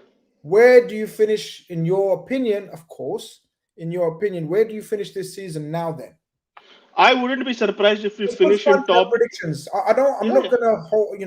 We're gonna laugh. No, it's fine. But it's Like, fun, exactly. yeah, of course. Like, these things are fluid, right? You can have certain expectations 100%. based on the transfer window. I wouldn't be surprised if we finish in top 3 again, if not top 2, and also finish with more than 1 trophy. Zubs. Nah, dearly noted. The only question I have for you, is I think would probably be a no-brainer for us outside looking in, is the hair usually puts you guys in some sticky moments because you couldn't quite play out, and it affected the way you guys play from the back. Onana coming in, yes, he brings that comfort level of playing out, but it also puts you in a risk if the guy he gives the ball to doesn't retain it. I'm not saying he's going to be lobbed a lot, but I'm saying the same amount of goals the hair was causing you guys from not being able to play out, Onana can potentially cost you guys the same. So do you think the difference of that number, let's say the hair costs you 10 goals. From the outside, I think Onana is going to cost you 15. Okay. So here's how I'll answer it. If De Gea costs us 15 goals, just by conceding, he costs us an additional 10 goals by never being able to leave out his line. So everybody has to be a little bit more deeper in the pitch. So it takes longer for us to transition into attack. It takes us longer to counter. Everything takes more time. And because it takes more time, it gives the opposition enough time to adjust. So we'll miss out on good build-up plays. We miss out on creating more opportunities. We miss out on creating more short chances. Big answer. You know what? Biggest answer you've given on the show. Not a United fan, but if I tune in and you said that, how about the same? We're gonna win. No, but you guys have the same advantage, right? When you guys are playing with a high line, because you have confidence in Alisson's passing skills. Because let's face it, Alisson has also gotten duppied a bunch of times. It's not like it has never happened. But the benefit that you guys have is because you guys play up so high, and because Alisson's passing range is good, it's not that you guys have players who will stick the ball to their feet every single time. But because everybody's so high, it automatically puts your opposition under pressure, and because of that, you have more chances of creating shots. The more chances you have, like there is no center forward out there who's like scoring 1-of-1. Everybody takes 6 or 7 chances a game. They might score 2, and if they're on an unreal form, like they start scoring 7-0 against United, where every shot is going in. Those usually don't happen. So you need to create more chances to create a shot. So that's why I think that's what I mean. Signing Onana is so huge for us because it fundamentally changes everything about how we play and the position. But yeah, I think the signing of Onana is going to be fun. I think watching you guys is going to be fun, and I don't mean that in a banterous way. I think you're going to play much better football. I think you're going to be fun to watch. And I mean that from an opposition point of view, in terms of I think you're going to be very inconsistent. I know you got battered 2 or 3 times by big margins, including our 7-0. Yeah, of course. But overall, your defense was very good. I mean, we won the Golden Glove.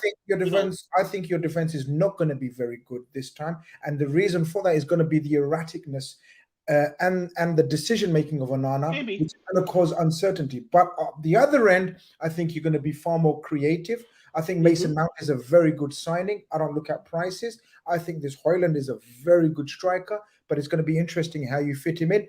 I think we're going to have a fun season with Man United. I don't think you're going to finish in the top 3, but I think it's going to be fun. Raj, we got to go. It's only 4 minutes. Okay, all right. I'll catch you guys later. It's been an interesting call. Try to come in on time next time, Yar. I will. I'll definitely try. Otherwise, I'll show up on Brown Monday. I think we're going to have fun this season. Me and you. Absolutely. And I hope that Van Dijk again shits this season. So, yes. See you now, Raj.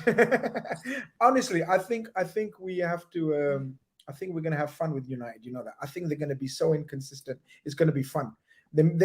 Some of their fans are going to say, "Oh, we're the best 1 week." Next week they're going to say, "Oh, we're so shit." It's going to be mad. You're basically describing Nat Raj in the content still. Nat Raj is funny, man. Yeah, God. Nat Raj is the Casemiro. They say. Yeah, when I said Desi Casemiro. Oh, you lot are nasty, man. Oh, We got one more caller left. Let's try to fit him in, people. There's 4 minutes left. If that's so, hell, thank you very much for waiting, my friend. How are you doing? Yeah, I'm good. How are you guys? You're on mute. After all that, we're good. We can hear you. Sorry. We're good. Tell us where you're calling from. What's your team and what's your points? Man United fan. We could have brought you in with Nat Raj. Do you agree with Nat Raj? What Nat Raj was saying? Does he represent you guys, or he's a false representative? Did you agree with him? Yeah, I agreed with him. I think Tell us what. I think this is our best window in years, because the past, like we've signed better players, but in terms of individually, but the profile, how it suits the team, I think this time around, the profile players we're signing is better and more suited to. It fits the team more. Like before, we're signing big names, but how many of them have really fit in the team, even though they're good individually? And now we've got a proper coach. Like it's going to be exciting, in my opinion, as a Man United fan. No, that's what we're here to hear, bro. We're here to hear your opinion. So you think this is your best window in ages? Yeah, especially I think because we're linked with Amrabat as well, and you know, if we might be selling a couple players, you know, Fred, McTominay, Maguire. Like these players they've played a lot over the last few years, and everyone knows that rival fans have always been laughing at them. You know, they know that they're not the high quality for us. Like if we want to win leagues, Champions Leagues. So yeah, I think. But you think the new ones are? Yeah. Or are you saying they're going to be better? Yeah, they'll improve. I still think we need more. Like obviously not this window. Like we can't fix everything this window. But I think like maybe a right back next year. What about your attack? Why do I don't really care, but as an opposition, I don't fear your attack.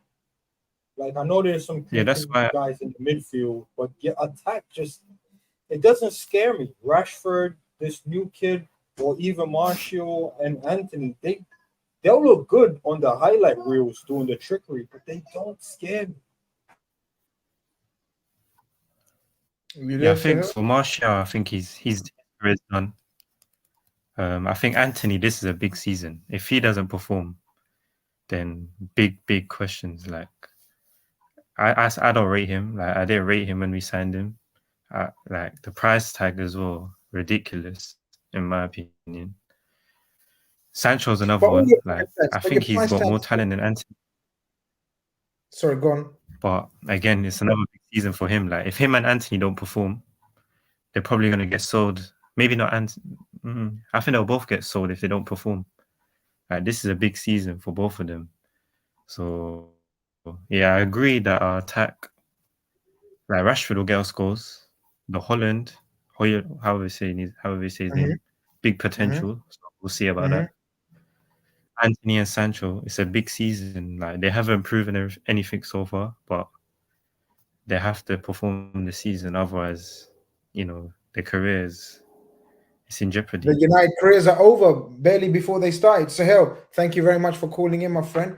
Let's see if your predictions are right on that, Rajesh. Look after yourself. Take care, my friend.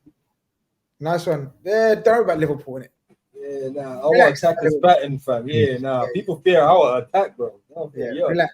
Relax about Liverpool. Right? You're having nightmares. You know what I mean? You just about recovered from 7. Relax. All right, look after yourself. Take care, guys. Do what Total Eclipse is saying. Smash the like before the show. And 3 hours on the dot. I think this might be a record one for us. You know, time that to perfection. Yeah. We got, I don't even know, 10 callers on today, 10 between 10. I'm gonna put a spreadsheet on the amount of callers we get in, man, because We have to try to average it out. Yeah. Is there a fairer way? Because some people are saying put a stopwatch on, and then everyone's. No, I think. Let me tell you what it is, callers. I'm gonna give you the cheat code real quick. Your time is irrespective of your question or topic. Because, like G, I'm gonna be honest. G's question could have been a show, and the answer you given him went so in depth. I think it was out of respect for the questions. Other callers are short. It's just irrespective to the question. Yeah. If you ask a yes or no, and we're giving you yes or no, that's your time. I hear you. You know, so. But we're still working on it, man. It's season one. Yeah, We're still working. We're still trying to improve. Yeah, because I don't want 20 deep questions either. You get me? Well, I'm here to relax on Saturday evenings. You got me out here doing podcasts. Come on, man. I swear, what did I text you? I said, yo, my energy levels ain't there today. It's your call. You and your. Nah, but I told you because we get some callers, they can pick the energy up. You see all the callers. I'm telling you, like, my energy wasn't there. Bro, my energy wasn't there. I was like, Zuberi, you're gonna have to be strong. And you went, come on, man, let's do what I'm at. And look, 3 hours later, we're still good to go. We're still good to go. So the energy is there. GT is saying, sorry, guys. Nah, man. We're just saying we don't need 20 callers like that. Grizz, thoughts on the Chelsea latest DM signing? He's an animal, bro. He's an animal. I don't know if you guys are going to keep him and you guys got the patience to persevere with him because he's a 19-year-old. But that guy is hot, man. That guy is hot. He knows how to tackle. I would like him at Liverpool. That's all I'm going to say. So it's a wrap. Kall-In Khan Saturday evening. Are you doing our Red Fellas tomorrow? Yeah, wait. Tomorrow we're playing at what time? 10 a.m. 5 a.m. for me, you know. 5 a.m. for you. Don't judge me, people. I will be drinking at 5 a.m. Watch the game without you ain't sleeping now, are you? Are you not gonna? Or are you gonna? What are you gonna do? Are you gonna sleep now and then wake up? I might get into some extracurricular night activities, play some video games, and then okay. We don't need to know that shit. We don't need to know that shit. But all right, 5 a.m. for man like Zuberi, 10 a.m. for man like Grizz. We're going to cover the Liverpool game tomorrow on Red Fellas. No doubt we'll go into it. We'll see what the situation with transfers are. I'm not expecting nothing tomorrow. You never know, of course, with Liverpool. But I'm expecting something going in on Monday. And then we take it from there. A whole heap of shows based off that. We play again on Wednesday, so a whole heap of shows based off that. And then Saturday, before you know it, Saturday will be here and Kall-In Khan will be here. The Colonel will be here. The Grizz will be here. And then I reckon the following week is the start of the season. So we here. We here, man. Before we knew it, we're here. And we will be here. Don't go anywhere. Kall-In Khan. We out here. Take care.